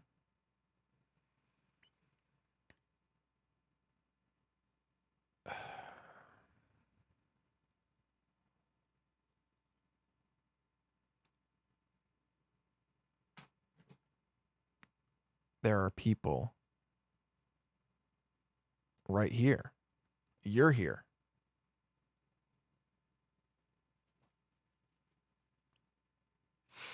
Too risk averse for a naked option? I mean, it would be kind of fun, I guess, to do something.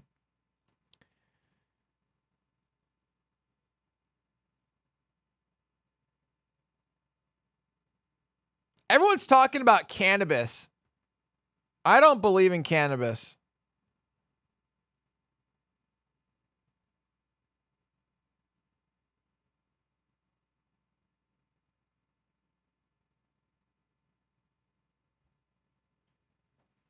I just don't see it as a.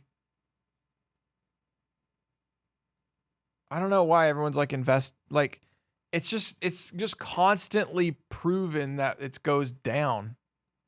What's the weed ETF? Or no, not even that. What's that Canadian company? Just what's that called? Fucking tell me.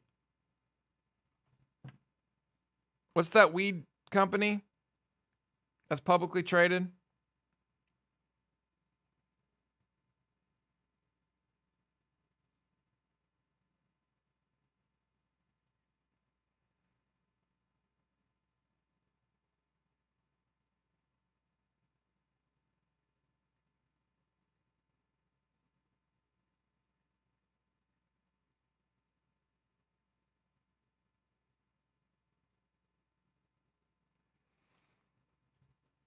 Aurora. Oh, Canopy was what I was thinking of. Aurora Cannabis. Like, dude. What? Like, what? Like, what? You feel me? Oh, no, you don't, because you can't see all of it.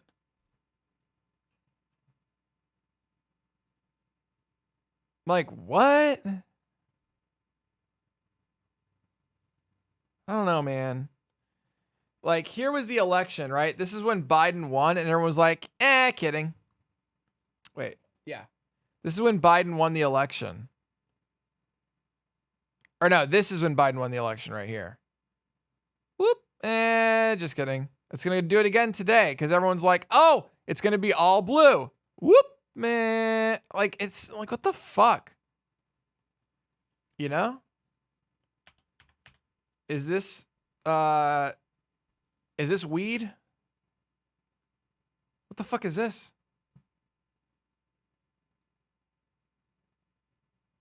Canopy?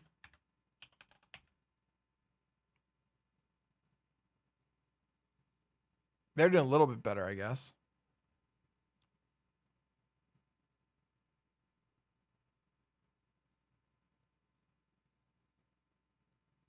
I don't know, dude. I guess I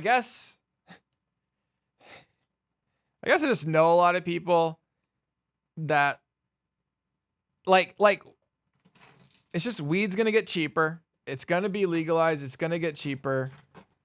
But I just don't think it's got it. I don't know. I don't know, man. For me, I don't believe that weed is a solid play going forward, I guess, is what I'm saying. CRISPR, I'm kind of in CRISPR already. Right? I'm in CRISPR in ARC-G, which is heavy CRISPR. Well, it's 10% CRISPR. Isn't it around 10% CRISPR? I do believe in CRISPR. Actually, now that you mention it. So I don't know that here's what I guess I don't understand about CRISPR. I believe in the CRISPR technology. I don't know that I don't know how the company relates to the tech. Because isn't CRISPR, like, the concept of it, anybody can fucking do it? Like, it's not like it's a secret.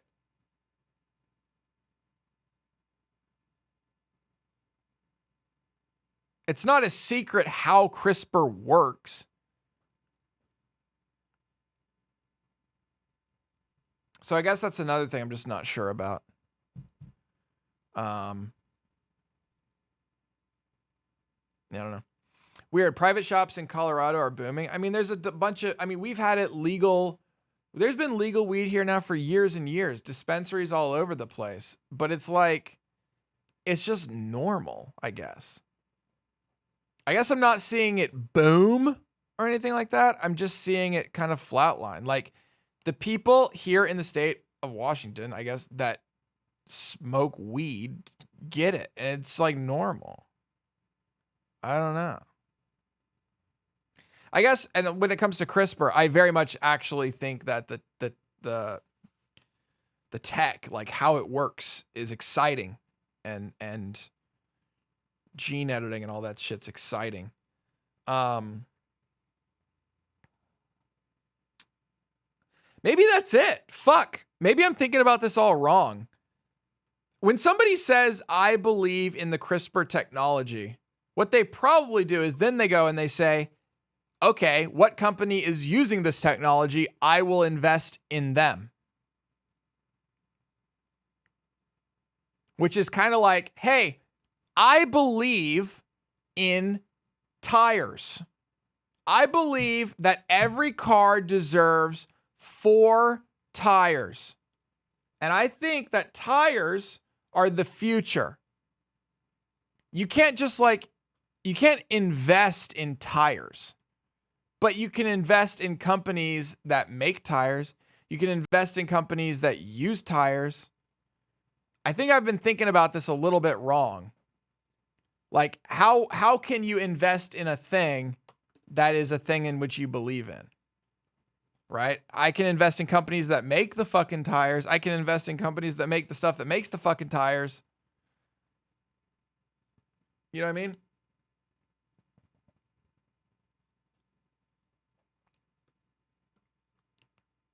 It's because it's on a statewide level right now, not national, right? It can only go up the more states adopt weed. I'll be honest with you. Weed in the state of Washington has done absolutely insanely well for the state. Not so much for the weed producers. I mean, obviously, you know, they're making more money and whatnot. But where, you know who's really making money right now? The state of fucking Washington. If you can invest in the state of Washington, well, that's a bad idea too. If you can invest in the state of Washington's weeds earnings, then you're good.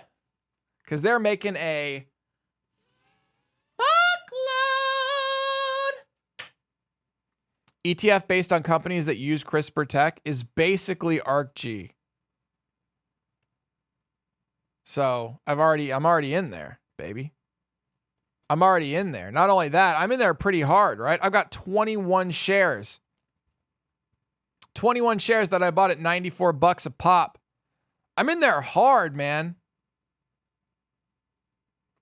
20% of my portfolio is that.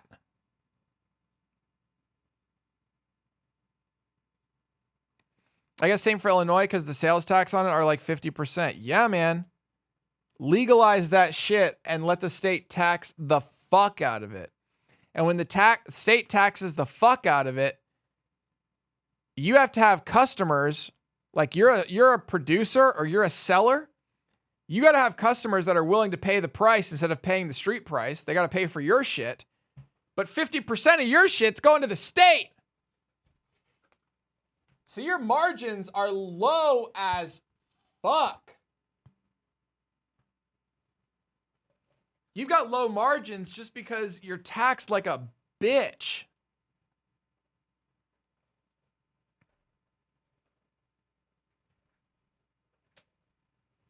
So for me, it's for me, at least right now, I guess I'm fundamentally not very believing in weed companies just because they have to operate at such low margins.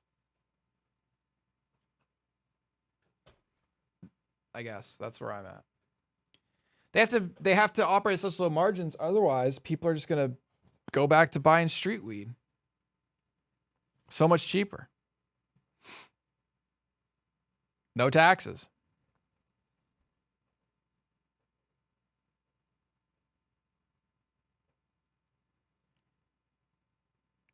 Okay. What are we doing, chat? I have to go in less than an hour. Should we learn about spreads?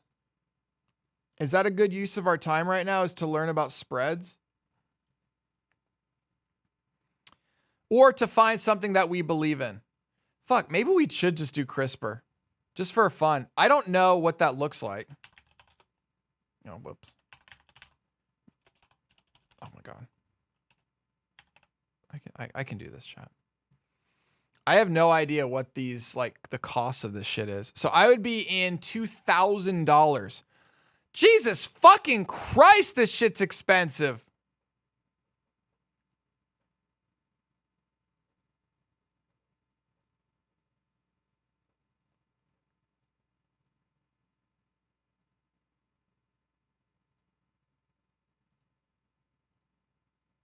I guess depending on how far out you go. Why, by the way, can we answer this? Why do some of these say weeklies and some of them are just white? Can someone answer me that?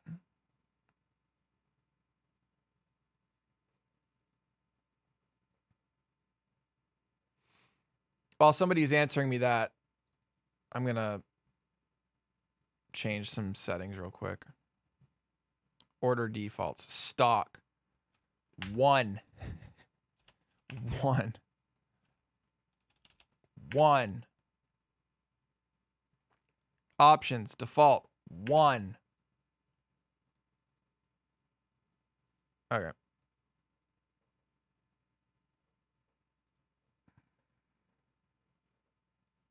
You think companies like NVIDIA are going to keep booming? Probably. I mean, NVIDIA's balls deep into electric vehicles, so for nothing, if no other reason, then yeah, that's why.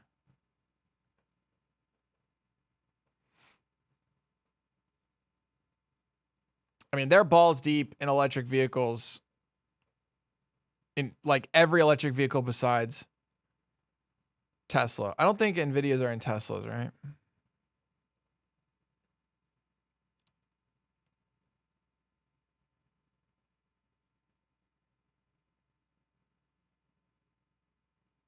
Wait, what?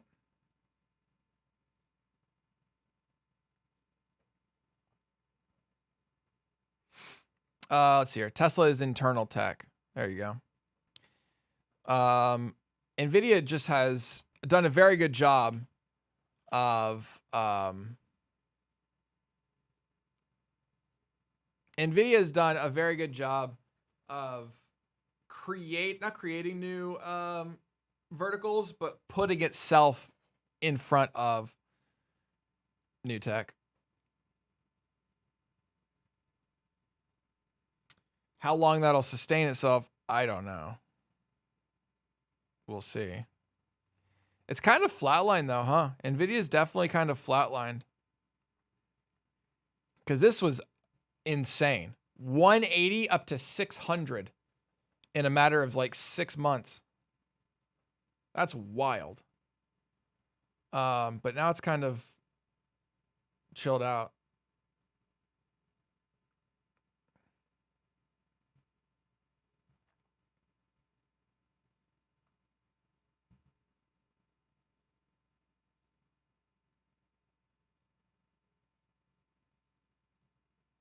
I've got that Moves Like Jagger song in my head. Just stuck. Ooh, ooh, ooh, ooh, ooh, ooh. I mean, how can you go wrong, though, with the black leather jacket? Was that during crypto mining? No, this was like right after COVID. This is the COVID run. The COVID run.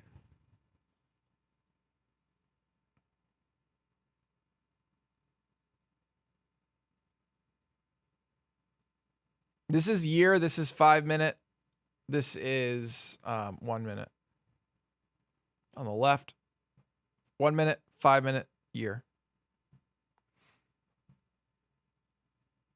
Not that we use them. I don't day trade.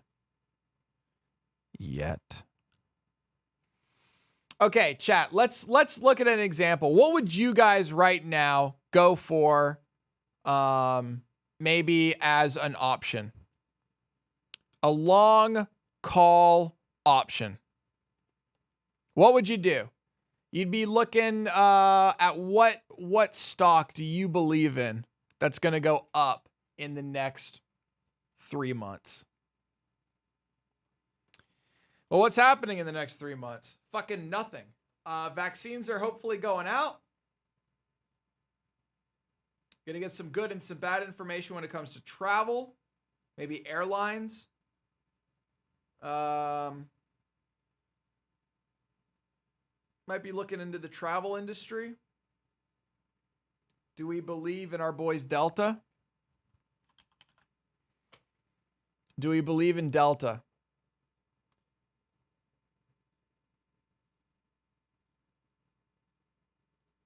Charts for Delta. Is it too late to jump back in on Delta? Maybe.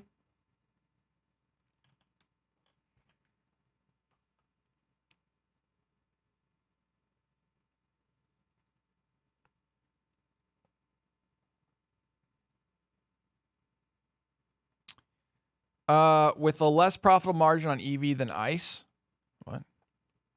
Oh, I see what you're saying. Flights, hotels, Carnival, airlines. You think it's too early for travel? EVs, Nextera, TPI Composites. What the fuck is that, sir? Chobi? Body bags? What the fuck?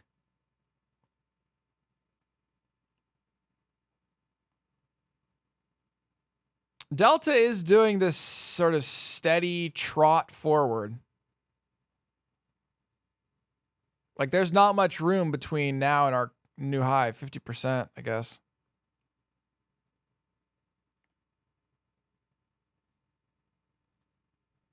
Wind energy? Sports books this year has been a sneak peek of what's going to happen when sports are COVID-free. But that's not right now. That's not happening in the next 3 months. There's no way that shit's happening in the next 3 months. Or is the price of all this shit going to move beforehand? What about cotton or something for all the masks? That's over.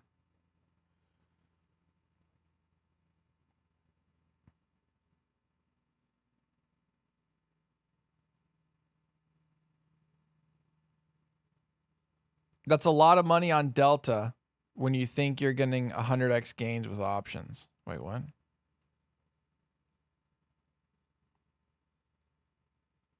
Take a look at Penn. That happened since March. Penn Gaming. Or FanDuel. Dual Fan. What is it called? Jesus Christ. That's quite the multiple, isn't it? Fucking hell. What is that? To the peak was a 2,000% change. Jesus Christ. I'd say we're a little late to that one.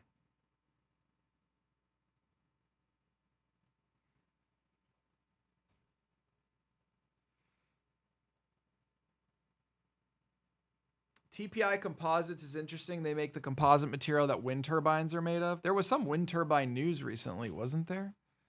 Like GE making the world's largest wind turbine or something. Aim for a July call that is a 10 to 20% out of the money now. Out of the money now on a stock industry you think has good prospects.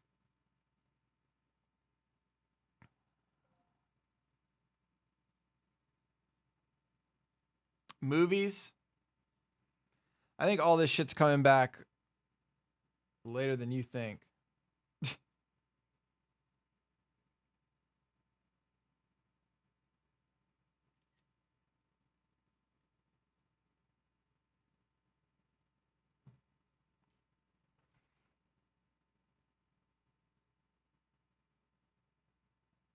What if I did put something in like Delta or the cruise lines or something like that? What if we took a little bet?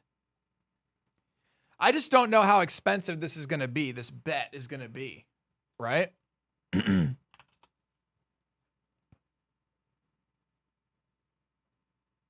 don't know. How much can it possibly go up though?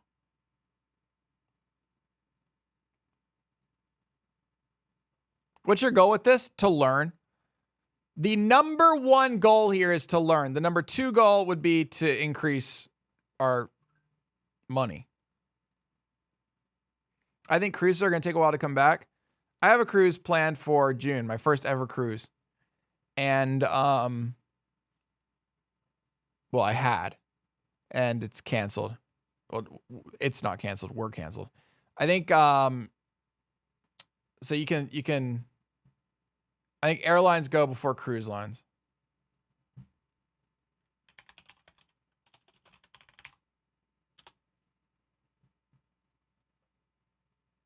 Head in here.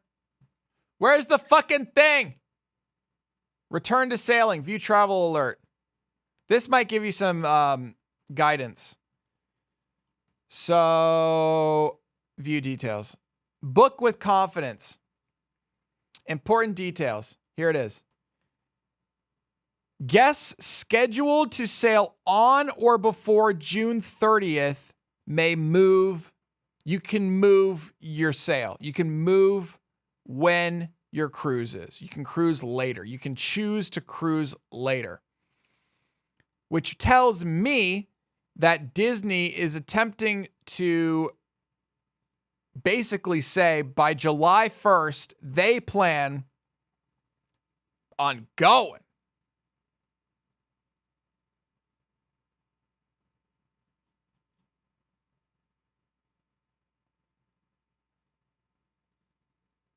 Don't ever invest in a cruise. What? But that obviously doesn't mean they're going to be at max capacity. There's going to be lots of restrictions and this, that, and the other thing. So it's not going to be wonderful. What happens when the Dems push for a shutdown? They're not going to push for a shutdown. There's no way our country is getting any more shutdown than it currently is. What Dems are going to do is just push for more money for speeding up vaccinations. They're not going to shut things down. The problem, and the real problem, and the reason that they're not going to shut anything down is that in 2 years, Democrats are fucked. And so, like, they've literally only got 2 years. Because in 2 years, they're going to have the battle. You thought this battle was rough. Get ready for the battle in 2 years to control Congress. It's going to be fucking insane. And they're just not. There's no fucking way they're shutting it down. No way. There's also a shitload of vaccines just sitting around doing nothing. So I think the main Democratic strategy is going to be wear a fucking mask, you idiots, and then get vaccinated.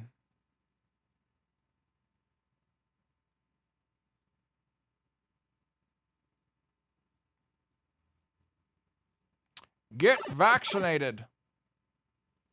My city ran out of vaccines. Yeah, well, we definitely don't have that problem. Jesus Christ. We have, I think right now, Washington State is sitting on 300,000 or 400,000 unused vaccines. They just can't get them in arms. A lot of that, I think, is because our initial batch of people allowed to get them is super fucking limited. Like, you are an essential person. No, you're not even an essential person. It is somebody who is coming into contact with people that have COVID is basically the rule, plus nursing homes.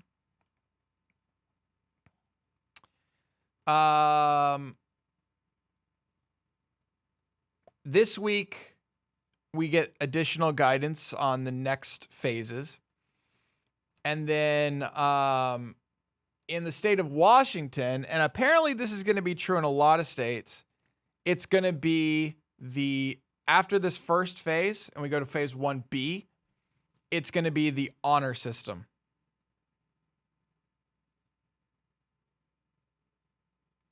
So you literally go onto your phone. There's a website. I forget what it's called. It's like Get the Vaccine or something. There's some website for the vaccine. And you just fill out a little questionnaire. It asks you your age, pre-existing conditions, zip code, and like your job. It asks you those 4 questions. And then it just tells you when you're allowed to get the vaccine. And then you just show your phone and say, I'm allowed to get the vaccine. And then you just get it. It's an honor system. But I think the honor system is the right way to do it. Yes, there are going to be people that take advantage of the honor system, obviously. But just getting that shit into people is better than not getting that shit into people because of bureaucracy. You know what I mean?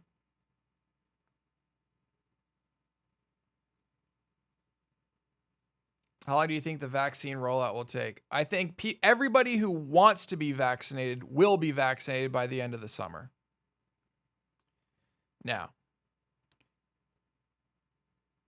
convincing the other people.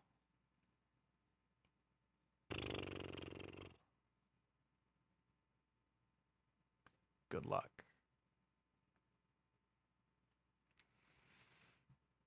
How much do you think one of these goes for? Damn, this is actually pretty cheap.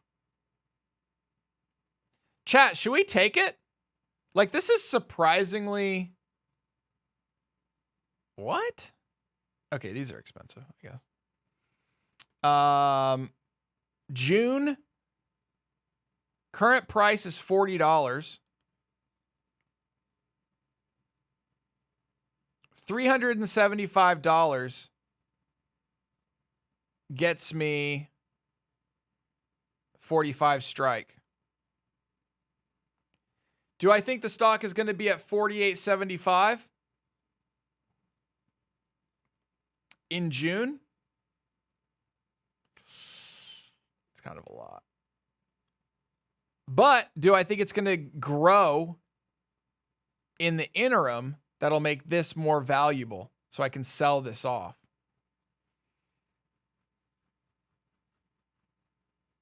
You only need 70% immunized for a virus to be suppressed. You think so?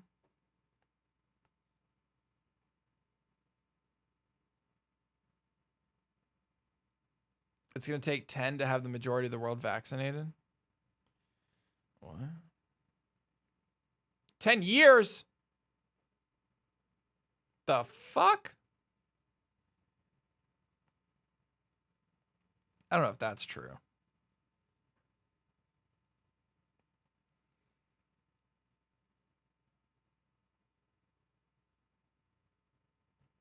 Check out the implied volatility. Here's the implied volatility, 48%. The real props goes to 1, but the medical professionals, they're the real hero fast vaccine produced in world history. What?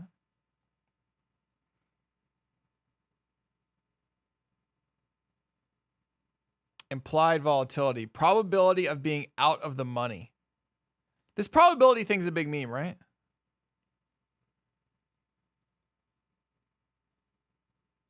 If it goes up by $1, it'll go up by 44 cents.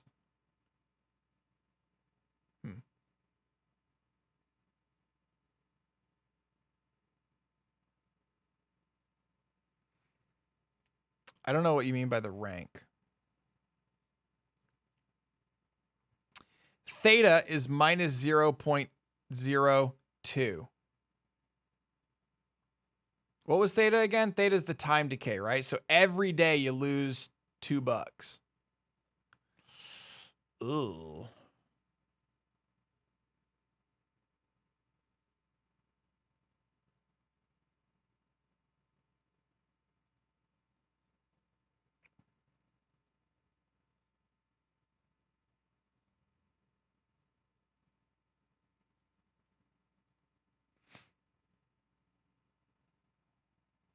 Whoa, this is cool.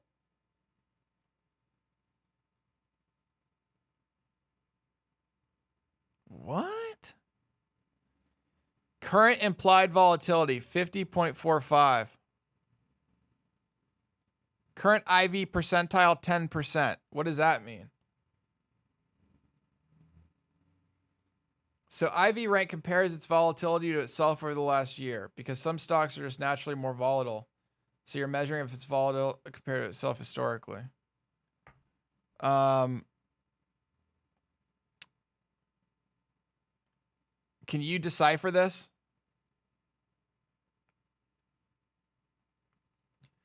Volatility sizzle, stock sizzle. the fuck? Ah! Is this going to shut down my thing? Did I fuck up? Oh no. An error has occurred. Fuck.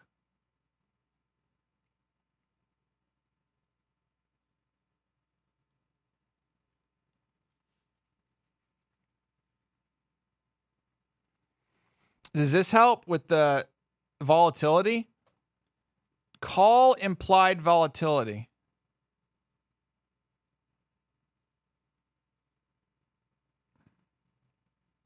I don't know what the fuck this is. But that's how deep it goes, I guess. So IV30 is 14, which is low. The number 14 does not exist on this screen. So I don't know what the fuck you're looking at.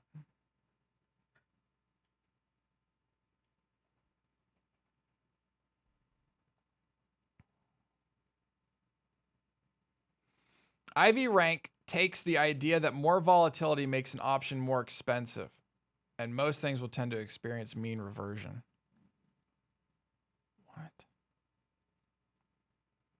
What? The number 14 doesn't exist here.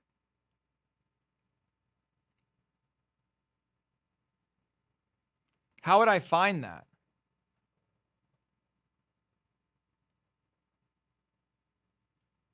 Okay, so let's see. If I go grab this, analyze, buy trade, single. This is what I get. This is what I get.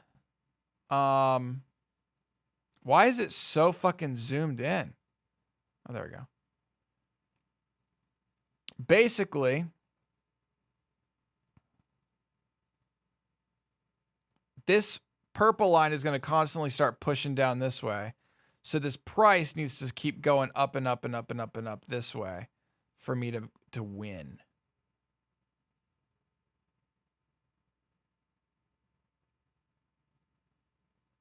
So if I'm out here today, so if today, if today, if I were to buy this today, it is negative 370. Today, if the price were to go up to all the way to $47 in a day, which is not happening, I would make $334.56. Is that what it's saying?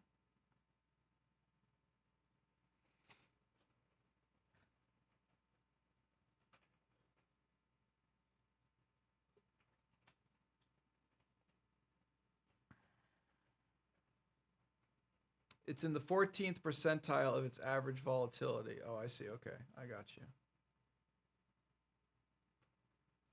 Wait, it doesn't say that, though. It says it's currently in its 10%. 52-week high, 52-week low. It's currently in 10% implied volatility.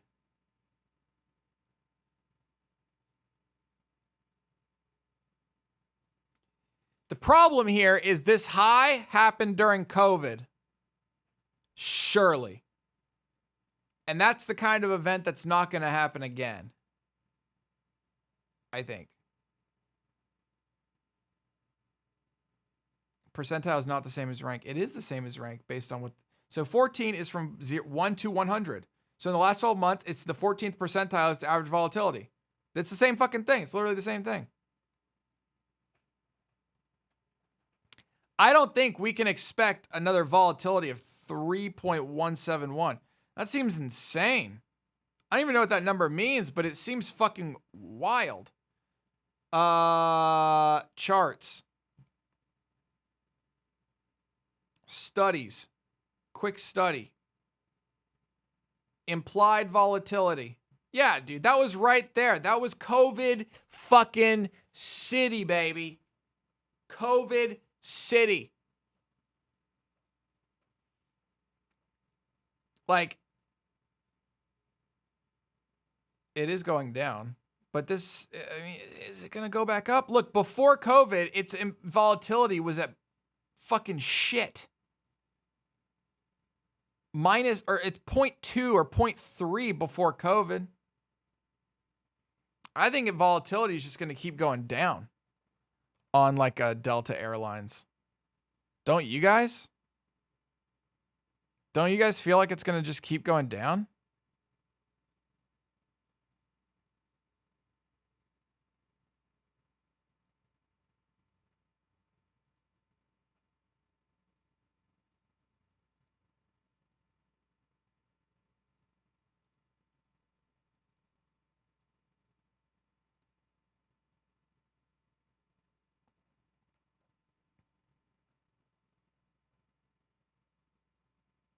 Typically, it's lower is better. Yeah, I understand that.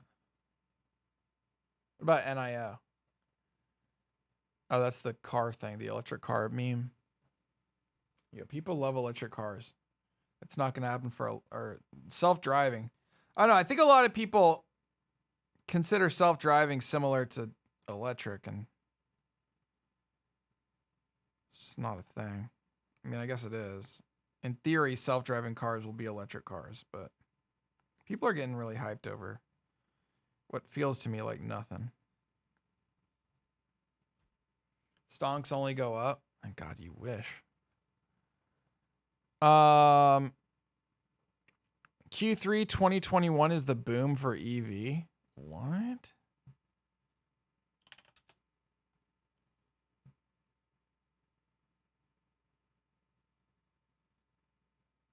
Speaking of volatility. Wow.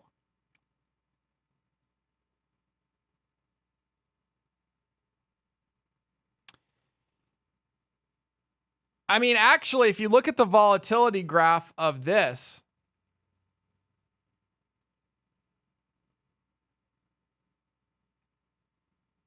like it's starting to get pretty low.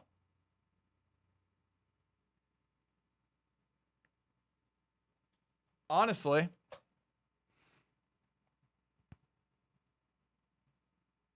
%6 of its 52 week.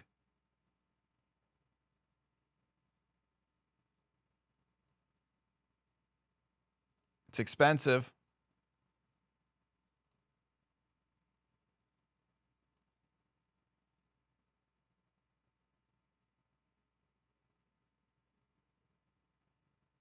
I don't know if I believe in this shit. Do I have to believe in this shit for it to be a good buy? Is this a good buy? A little out of the money? Right here, a little out of the money. You spend $1,155.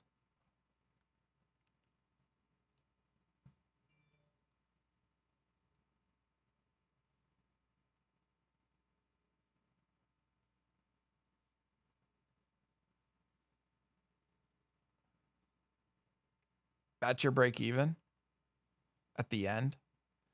Your break even right now is just here. If it goes up a little bit, you win. But this thing is constantly moving down this way. So it's like, what?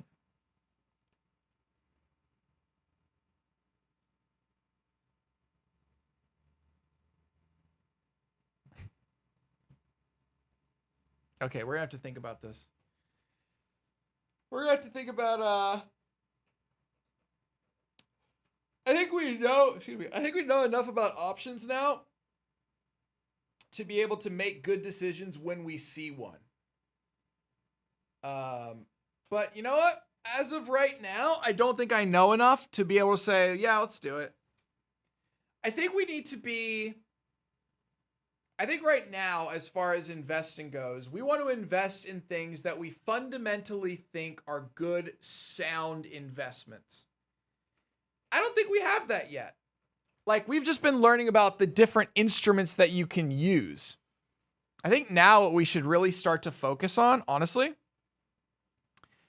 is we should really start to focus on, instead of the mechanics of how something works, we should now start to focus on constantly learning the markets, right? At this point, I think we need to become news experts, fiends. I think we need to start learning about companies. I think we need to start really more of educating ourselves, not necessarily on how to trade, which is what we've been doing, but educating ourselves on the fucking world. You know? Later on, we can play around with actually not giving a fuck about anything and just playing this, right? You can sit here and you can say, okay, this looks to me like it's the 3 marching soldiers setup or whatever the fuck, right? Like we can do things like that bullshit, which is bullshit. But I think for now, what we should do is the smart stuff, which is actually like think about stocks. Simplest option strat you can do that's not crazy is find a stock that you feel strongly will go up or down. See, that's the problem. Find a stock that you feel strongly will go up or down. I think at this point we know enough about how to invest that we need to now know the world. Because that's a question I can't answer. Do you feel strong? There's no stock that I feel strongly will go up or down in the next 60 days. I don't have that feeling because I don't know anything. Then put a call or put spread on it. That is the mechanic for how to invest in it. What we now need to do, I think, as a community and me, is we now need to start looking specifically at what's going on in the fucking world and start educating ourselves about the world and finding things that we think we can believe in and finding things that we think is the future and finding all these sorts of things. And then we can go and invest in those things. Okay. I think we actually have a good plan here. I think we have a good plan. And while all that's going, I very much do believe in our portfolio. And so our portfolio will keep us going strong. Hopefully, earning us some cash. Wait, why does this thing say this?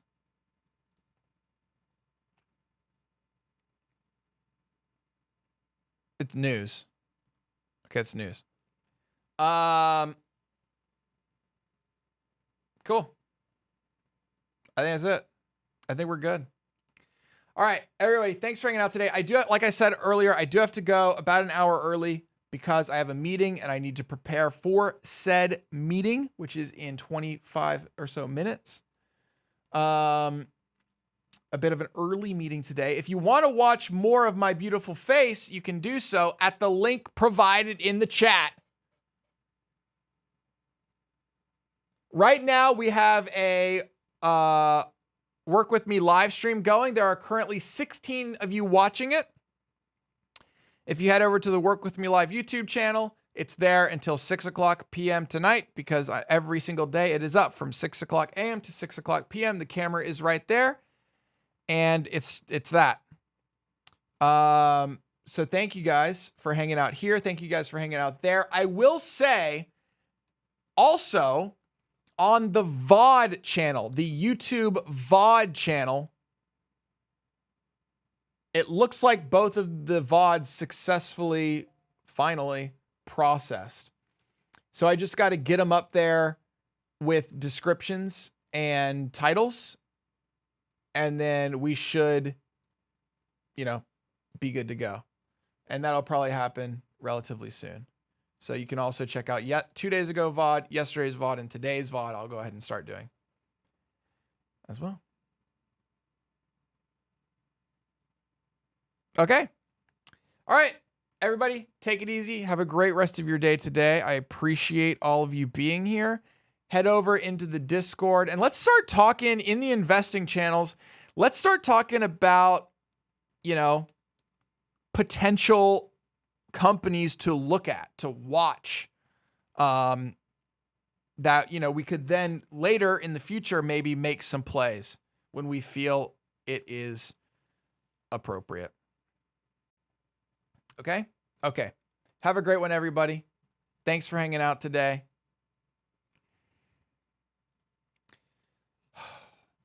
Thanks for hanging out today. Y'all rock. Let's put up a banger. It's what it calls a banger. I don't know what the song is going to be. They call it a banger, though. And I'll see you guys tomorrow. All right, tomorrow. Tomorrow's Thursday. Normally I record a podcast in the morning. I am not. I will be here at normal time for the full time tomorrow. See you then. Bye-bye.